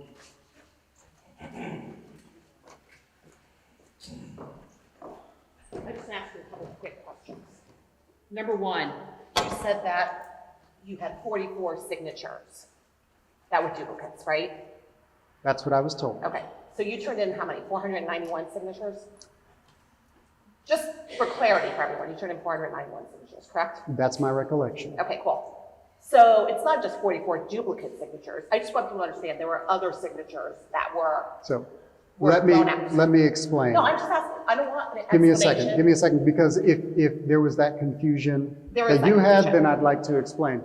So, what I was told by the Board of Elections was that I had sufficient registered voters in the city of Cleveland Heights who signed my petition that were valid signatures to get on the ballot until they did that check where they checked the signatures against the other petitions for mayoral candidates, at which point they discovered that there were 44 of those signatures that were duplicates from other mayoral candidates' petitions, which brought me underneath the threshold. So 44 of those registered voters who signed my petition Right, I'm just- were people I'm who just signed clarifying other that. mayoral I'm just petitions. clarifying that 491 minus invalid signatures, which everyone gets. I'm not saying that's specific to you. Okay. Signatures that are of people who aren't registered, who thought they were registered. I just wanted to clarify. I'm very glad I was able to clear that up for you. No, I was clearing it up for people. Oh, so this was not a question, this was just, No, I just wanted you to clarify. I don't know if you would clarify. So there were a lot of signatures that weren't valid, regardless of whether they were duplicates or not. okay. Cool. Okay.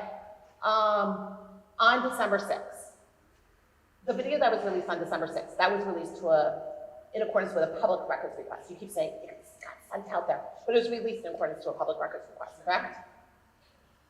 The video surveillance on December 6th? I honestly, I really don't recall exactly how. It that was video released in accordance Okay, to a so public records again, this is request. not a question. I just want you to clarify and be more honest with language. So it was a public records request. It's not as if people somehow surreptitiously got this recording and leaked it. It was given in accordance to a public record. Okay, so I'm going to ask you a And quick the question. media. I'm going to Well, ask you a no, quick I'm question. asking you No, questions. because I think that we need to clarify something else. Are you right now making the claim that I have accused somebody of leaking that surveillance You footage? used language that suggested that it wasn't. You used language in this that suggested that people were spreading it from an unknown source. It was a public records request. No, I made, I mean, we can go I back made and the look. very, very clear claim that people are sharing it, for instance, with, should be licensed but unlicensed, Dateline music or horror movie music Sure, and I think that's- in order I think it's to, cringy. in order to make a particular political objective. I'm just talking about More I'm just real. talking about the video. The video was released in accordance to a PRR, correct? So Okay. is there so- a question that you're trying to get information There is about? gonna get a question.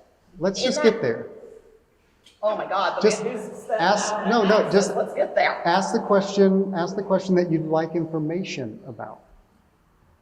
If there's a So, question that you there have is. that you'd like There is. information from me about that you don't already have, ask that question. No, I have information. I want clarity. Because So- otherwise, it seems like you're just here to badger me. And I don't think that that's appropriate for No. this. I see a ton of sheets of empty people that have left. So. Is there any information that you actually want?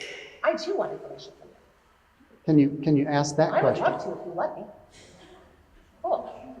So, on December 6th, in that video, was your wife pacing up and down? She was. Okay. So wait. Was that the question that Hold you on. did not know the answer to? Who says I have to ask questions I don't know the answer to? Well- I have questions to clarify. I think what we were doing here, and this is sort of where the ground rules came into effect. Like, I was inviting people on stage to have a conversation with I've me already had a conversation. You're not and to allowed ask questions, I'm asking questions. but what you're doing is not I that. am asking questions. I would like to set up a series of questions to get to my question. if you Okay, would so allow how me. about this? Just go through all of your questions, and then when we get to the one where you don't know the answer already, let me know. So here's the thing. There was a video where she was taken. On December 6th, the officer wrote a statement that was contemporaneously provided that stated that she was screaming, cursing, could hear, and caused the commotion, correct? That's all accurate, right? I'm not saying anything that's not accurate. Are you saying that it is accurate that an officer wrote a statement That was contemporaneously contemporaneously? written, correct?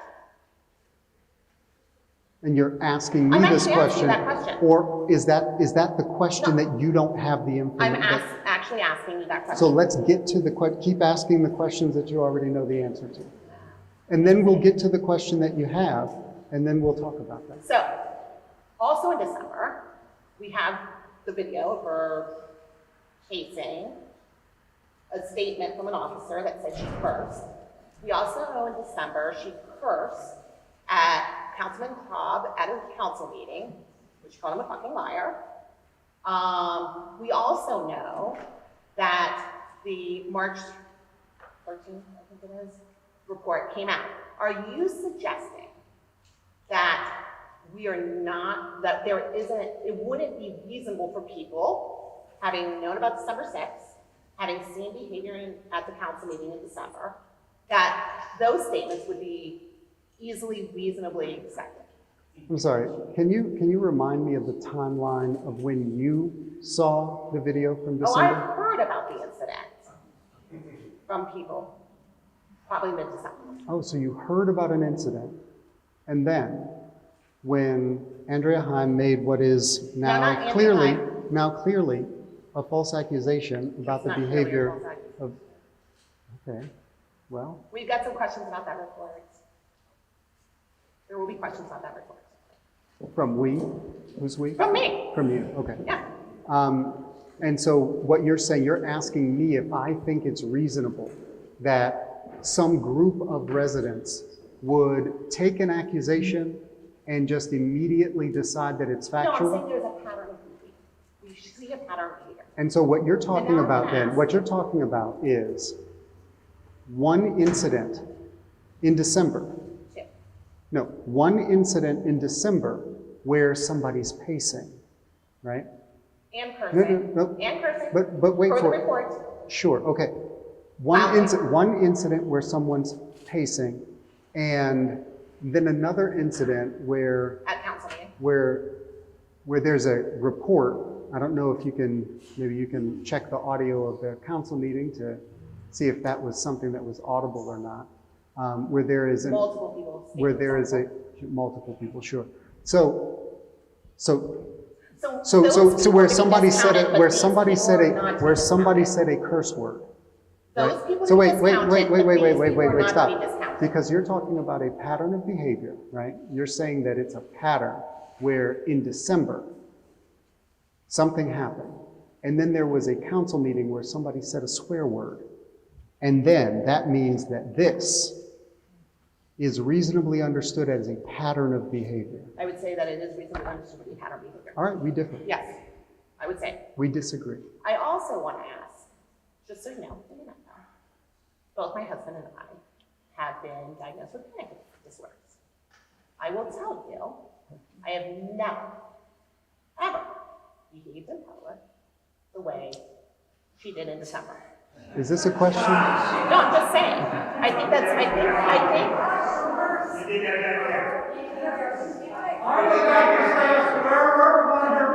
I didn't say a swear word.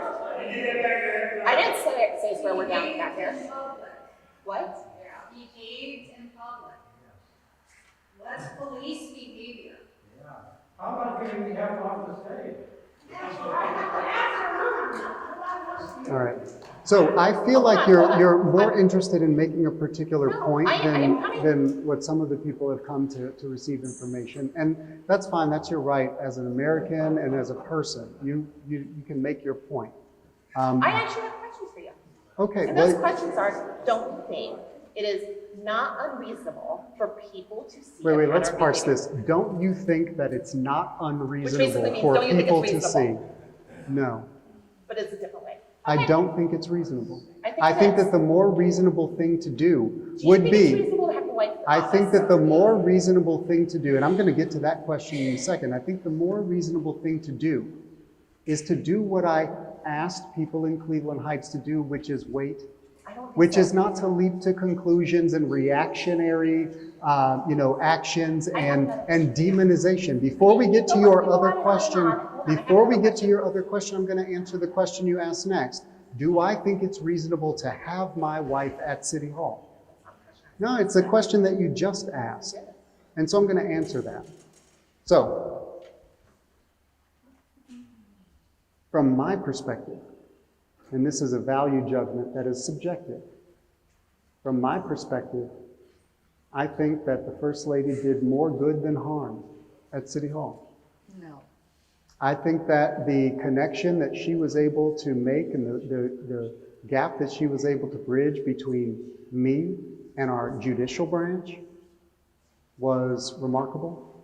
I think that the work that she did, even just in the sense of ensuring that, some people who might have felt uncomfortable coming to City Hall or to the courts were a little bit more comfortable, both on the one-to-one personal aspect, engaging with people, helping people find the thing they're looking for in City Hall.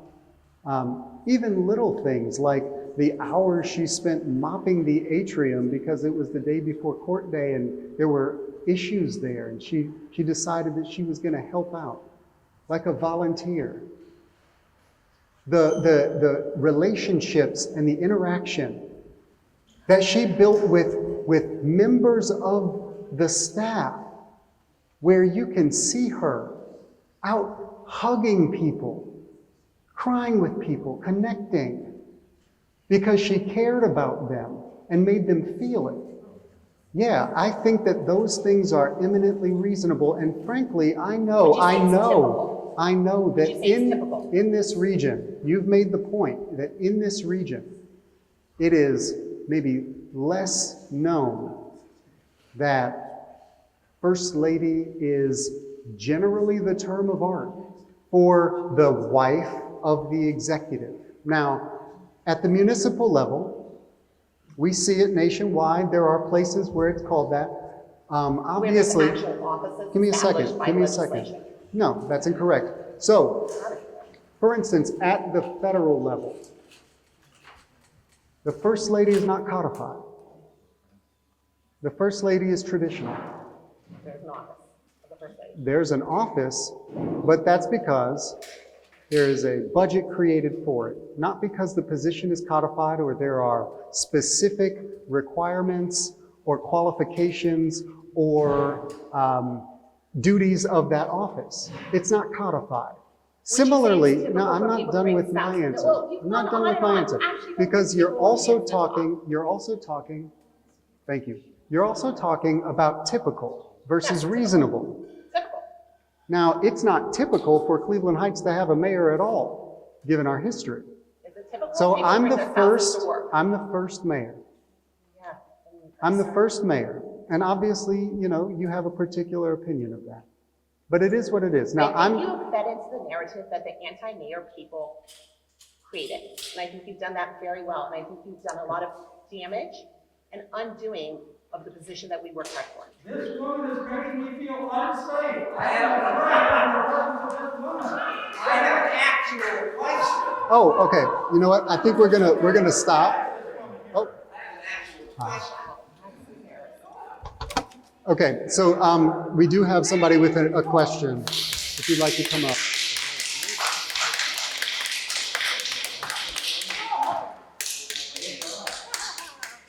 You know, I sat and watched you in council meetings, sitting to the side here, and the council there, and I listened to the way many of those council people talked to you, and I said to myself, how can Mr. Sarin put up with the treatment, the arrogance, the dismissiveness that is displayed by that city council? And my question is, how could you put up with it? So I spent a lot of time on city council being very reserved. I attempted to adhere very closely to the rules of decorum. I required of myself acknowledgement from the chair before I would speak, those sorts of things. At my heart, I've been told I'm an institutionalist. I don't know that that's all the way true, because I think some things do need to be broken. But in this case, I knew that if there was a moment where I broke, if there was a moment when I was anything less than perfectly decorous, then it didn't matter that another council member could actually scream at me for 8 minutes from the dais and call me a bigot. This has happened. I can believe it. Oh yeah, in 2021, you can take a look. It's on film, or camera, on videos. I knew that could happen from someone else. I could be insulted. I could be told that I'm clever instead of intelligent. Those sorts of little things. I could be told that the way that I'm doing things is disingenuous or dishonest when they weren't. But if I responded in kind, I knew that the response from many in our community would be exactly what you saw about my conduct on December 19th. On December 19th, I was fed up. I had begged the city council, and specifically council leadership, the president and vice president, I begged them to please, if you could just vote to approve the workers' salaries and benefits, and then we can focus on capital later. I just want them to have some security for the year. I begged them for that. The day before, I believe we had a meeting. I might be misremembering. And I begged them for that. I told them that I would meet with them, and our finance team every week to go over our finances, put forth any amendments that they thought were necessary. We would be available. Could we just pass a full year of salary and benefits for these employees? And I was told that instead what I should do is just provide a united front for a 3-month budget, and we should move forward like that. And so on December 19th, I was fed up. And I was slightly less polite, maybe a lot less polite, than I had been for the preceding 8 years, 9 years, however long it had been. And we're not hearing the end of it. I mean, people are still talking about December 19th and the mayor losing control. I'd like for all of you to take a look at that meeting and see what it means for the mayor to have lost control in a meeting, and compare it to some of the behavior of some of our council members. But I'll tell you this, it is very difficult to maintain composure in the face of that kind of treatment, especially when you've got a group of people that are arrayed against you, and very, very obviously so, making their designs to create more of a figurehead mayor, a mayor with accountability but no authority. We call that a scapegoat. And that, I think, has been the goal from the outset. And so I was pretty fed up, and I've been fed up, and it's very difficult to deal with, but they have a veto-proof majority. There are no checks, absolutely no checks on a veto-proof majority of council. The mayor, as has been shown to me over the past year, is incapable of investigating misbehavior on the part of the council, because all they have to do is say, we're not going to cooperate. When you propose legislation that I think is universally understood as a positive for Cleveland Heights, things like using your .gov email address to do city business, or maybe proactively disclosing any potential conflicts of interest, all they have to do is say, we're not even going to discuss it. So I don't know how I maintain that decorum. I do know that on December 19th, I was a little less so, but I've tried. And I think it's mainly because I'm trying to focus on what we can do. What are the things that we can accomplish? And so even when it gets to a point where I feel incredibly discouraged or disheartened or angry, even if I'm exhibiting that in some way or expressing that in some way, I think the next step in the process is to try to figure out how we turn the corner and do something positive for the city of Cleveland Heights. Thank you very much. Yep.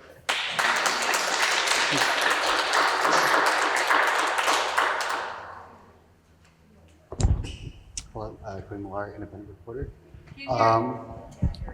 Cody Millar, independent reporter. I just want to clarify a few statements from earlier. So earlier this evening, you said that your wife was at City Hall for personal reasons in December, relating to potential organ donorship for someone close to you. You also said that she was working on helping design the atrium at City Hall, correct? Something like that. Okay. Later in the evening, you also said that you needed her support. Could you clarify what kinds of support that entailed? So first of all, moral support. And I'll tell you, there is nothing like staying at City Hall all night looking at spreadsheets. It is a remarkable experience that I hope you never have to endure. But that was sort of an ongoing thing. Not overnight every night, but extreme late hours, and certainly having her there was helpful in keeping me motivated and keeping me grounded. And then additionally, there were other little things that were occurring. I don't know if anybody remembers this, but we found a bunch of old photographs from early to late 70s that some really phenomenal artists in Cleveland Heights took. And they were, initially part of an exhibit.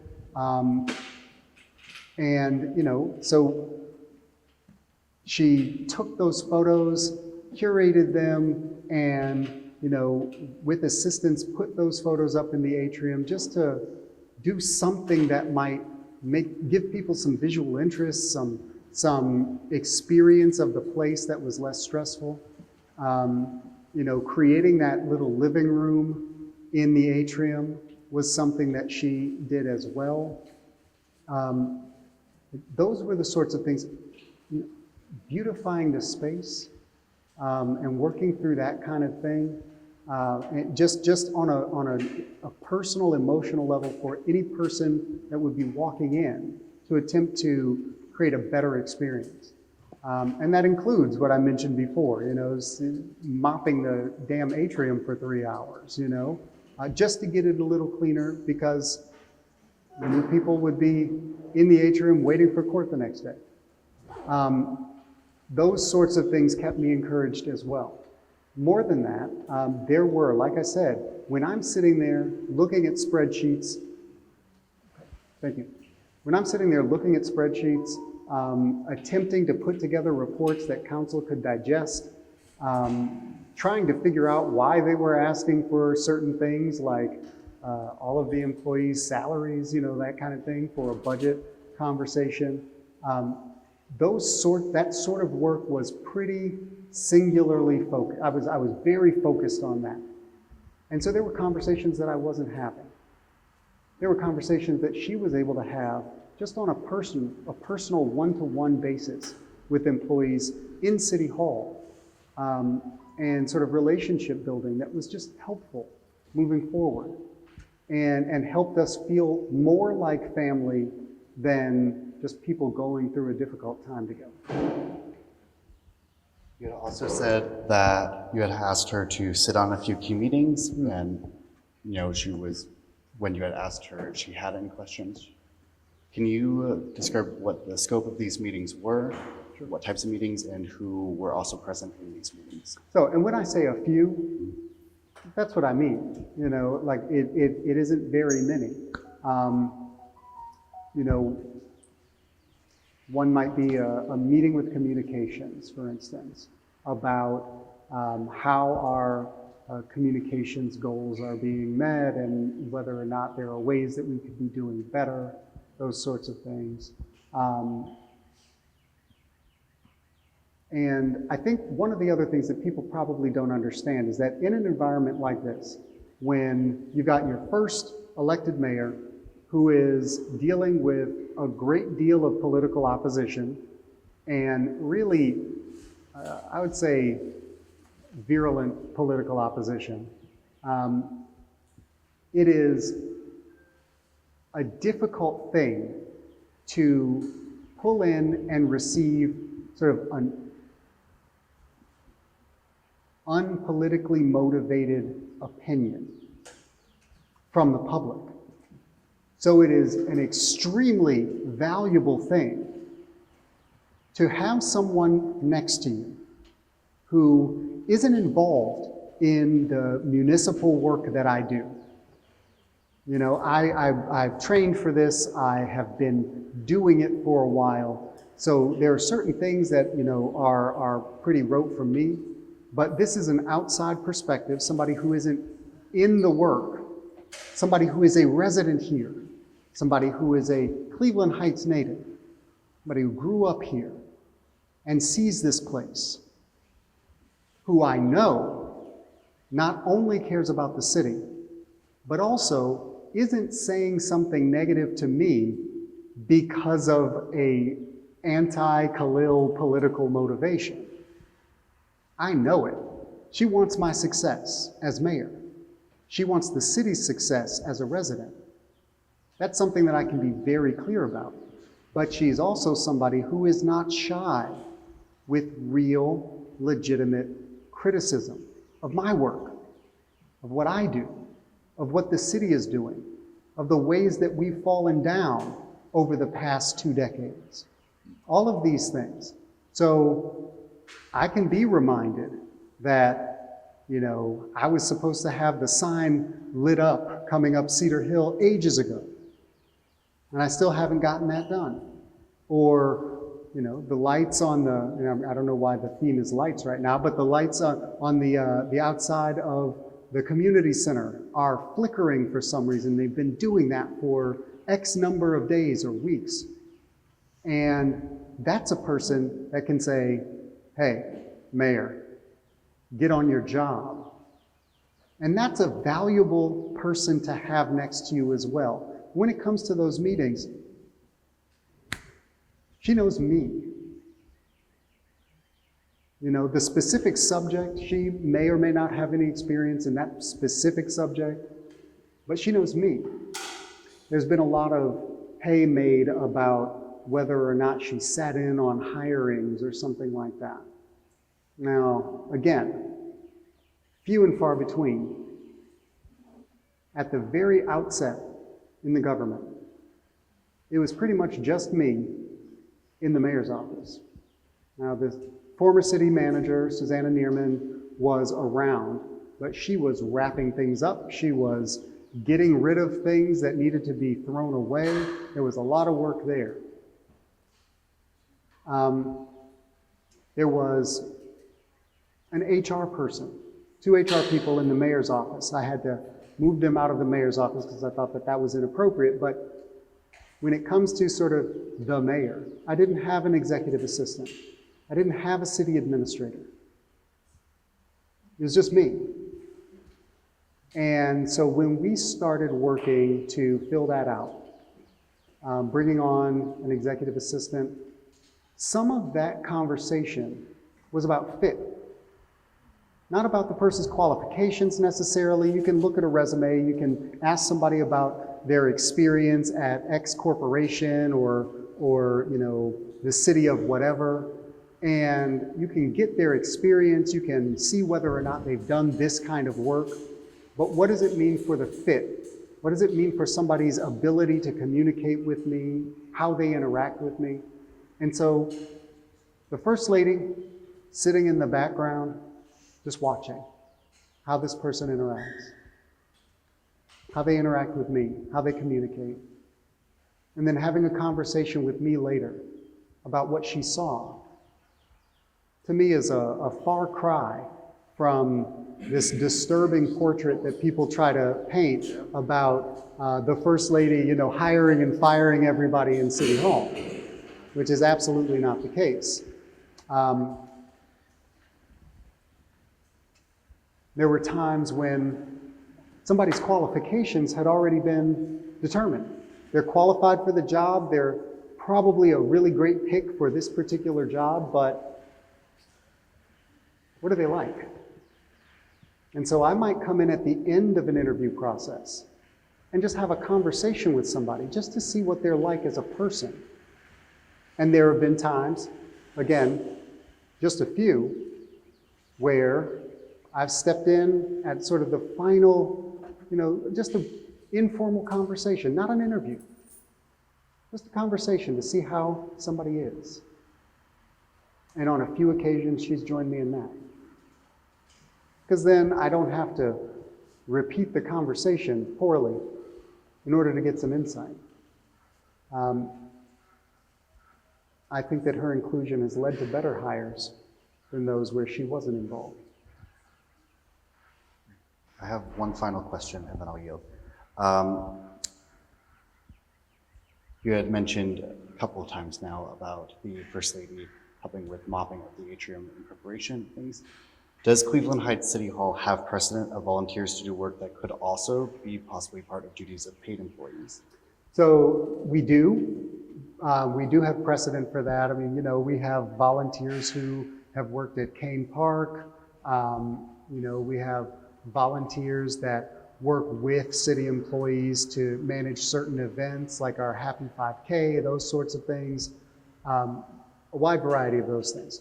Now, one thing that a lot of people, I hope by now, if they've been listening, know about the city of Cleveland Heights, the government, is that since 2008, maybe before, we've lost a bunch of staff. We've cut staff and not filled positions. We've cut budgets. And until my term as mayor, we haven't really started building back up yet. You know, so that's something that I've been focused on over the past 3.5 years. One of the areas that has suffered, both when it comes to wage stagnation and staffing cuts, is our Parks and Rec's Public Properties Division, where that sort of activity takes place.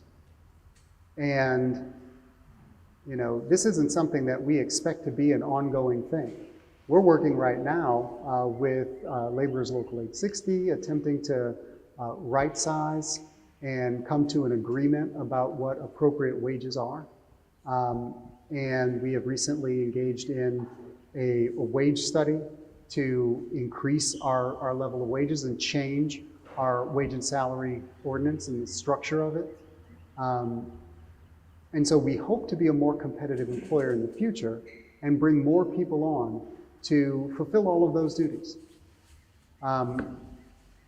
My wife saw a need in a particular instance and decided that instead of just complaining about something, she would do something about it. This is the same thing that takes place when she's in the atrium and somebody looks confused and doesn't know where to go. Yeah, of course, they can track down an employee, but if she can take them where they need to go, why wouldn't she? Why not be a friendly helping hand, taking somebody to go see the regional tax, regional income tax authority, or, let them know where they can get their building permit? Why not help out if you can? And that's the kind of thing that she was doing. Didn't hear any complaints about her helping out. Thank you so much for your time. Sure. Hi. Just want to make sure, you just kind of opened the door, so I want to make sure that this gets asked, and you have this, should be a yes or no, or can't answer the question. What were you doing in the law department on April 3rd and April 5th outside of the regular hours?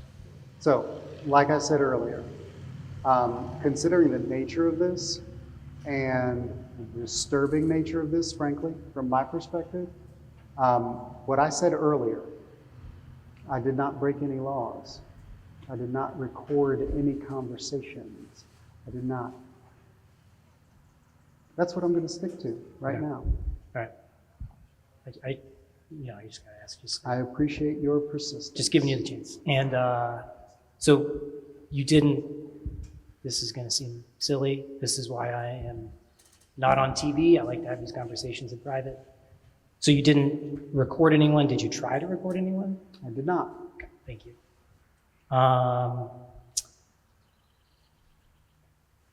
Did you, on this video, did you play the timestamp from, I think it's like 10:59 to like 11:02 on there? I think that portion of the video. This is a 45-second video. Okay, well, the full video that was released from a public records request, that portion more aligns with like showing Natalie pacing back and forth. I'm not saying it shows. You're referring to a completely different date. With a different date? Yes, this is March 13th. Yeah, that's the date I'm talking about, is March 13th. I have it on my laptop if you'd like to see it. It doesn't seem like you would, but. Okay. I can show it to you off stage. It's been late, these people have been here a long time. So tell me this, you're talking about pacing from what time to what time? It was, so this is March 13th, 10:13. 10:59 to like 11:02. I'm guessing it's Loretta and Natalie walk from your office down the hallway, and then Loretta goes into this office, and then she kind of walks back and forth a little bit. So I'm going to talk about this for a second. Give me a second. The question that you're asking is about whether or not the First Lady was walking in the hall at some point after this is alleged to have taken place. Yeah? I'm just saying that portion of the video So 10:59. aligns more with the complaint than. Well, tell me about this. Why are you asking that question if not to challenge the validity of the claim that this accusation is false? It seems like, and so I want to get into this for a second. Sure. Because the question that you're asking, let's say you've got a longer version of this video, right? Okay. And so you're talking about 10:59, Correct. a point at which Andrea Heim was not even in the building. Okay. Okay, so you're asking about the First Lady walking in a hallway when the complainant is not in the building. I haven't seen the report, so And I the don't implication, have this information. but the implication, and well, you've seen the complaint, yeah? I That, think I've seen some emails. well, the complaint is the email. I think that you published it. Okay, Now, yes, the email I've The seen. complaint says that she left, yes? Yeah, there's no time in the There's email. no time. Right. So I don't know what you left. In this case, and this I think is a really great example of what happens when the narrative jumps ahead of the facts. Okay. So I've expressed some facts to you. And so I'm going to go through it really, really quick. The First Lady walks into the office suite, Yeah. right? She walks directly to the executive assistant and talks with her. Right. That entire process takes 24 seconds. Right. Then they both walk into my office, close the door, and sit and talk for 45 minutes. Correct. At which point, maybe 5 minutes into that conversation, the complainant leaves. Which is not on this video. This is a 45-second video, Right. so no. Okay, so we haven't seen that yet. But if you've seen some other video that's Right. longer, then you should have seen that. This is why this would have been nice to have in advance, so we could hash this out. Now, I don't know what you've seen. However, what I'm telling you right now, what I've indicated, is that this complaint, Mhm. it accuses my wife Sure. of walking in, pacing back and forth, screaming expletives for 2 minutes, and then going into my office and screaming more to the point where it can still be heard all the way down the hall through doors. And I've expressed to you that nobody else present heard that the video footage does not bear it out. In fact, it contradicts it very, very clearly. Right. And your inclination, My question. kind of, Just a question. Have you kind of. seen the other part of the video is all I was I've asking. seen the whole thing, yes, yes. Okay, so you have I've seen seen what happened. So what I've seen happen is that she walks in, talks for 20 seconds, they walk in, and they stay in my office for 45 minutes. At which point, within that 45 minutes, 5 minutes later, Mr. Walburn comes in. He is advised by Ms. Heim that she's leaving and he should too. They leave. Mr. Walburn looks back in the office like, is there anybody else in here? Before he leaves, Okay. all right? Officer Pitts is sitting out there the whole time. He hears nothing. Dr. Boateng is in his office the whole time. He hears nothing. Loretta Reeder, the executive assistant, does not confirm this recitation, right? Okay. 45 minutes later, they exit my office. And you know what happens after that? The rest of the day. The rest of the day includes my wife seeing a mother and her young child on skateboards in the atrium. Was that the day of the Burgess and Burgess meeting? That was the day of the Burgess and Burgess meeting. Okay. The Burgess and Burgess meeting that my wife came up to and then very quickly left Right. and did not attend. Okay. Was she told not to? Or did She she was just, not told not to. nobody told her not to? No, I actually asked her to come there with me and she decided she was going to leave. Okay.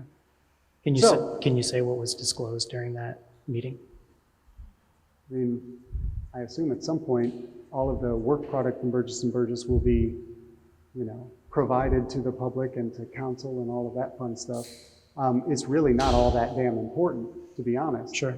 However, I'm just asking because there's been, I really don't want to get into it right now, but, yeah. Yeah.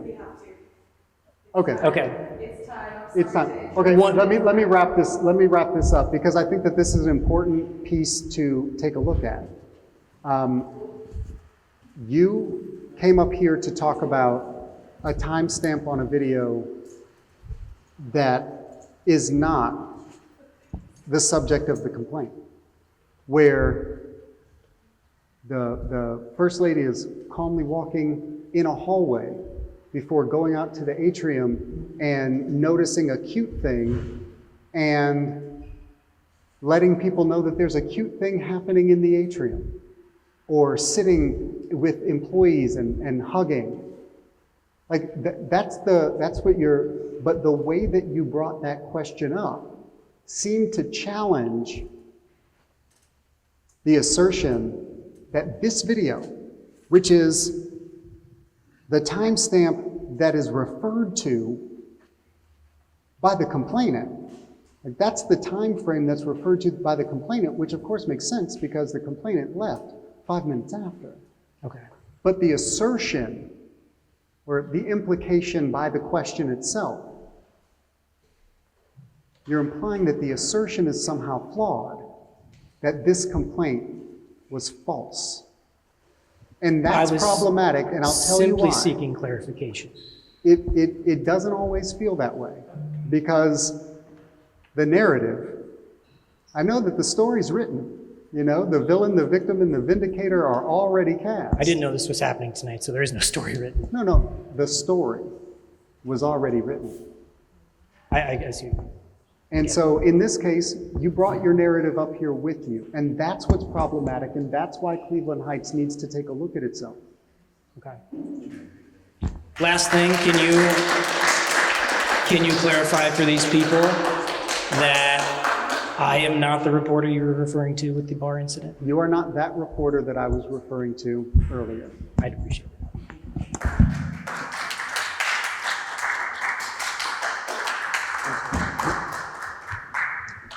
All right, I think we're gonna get kicked out of here.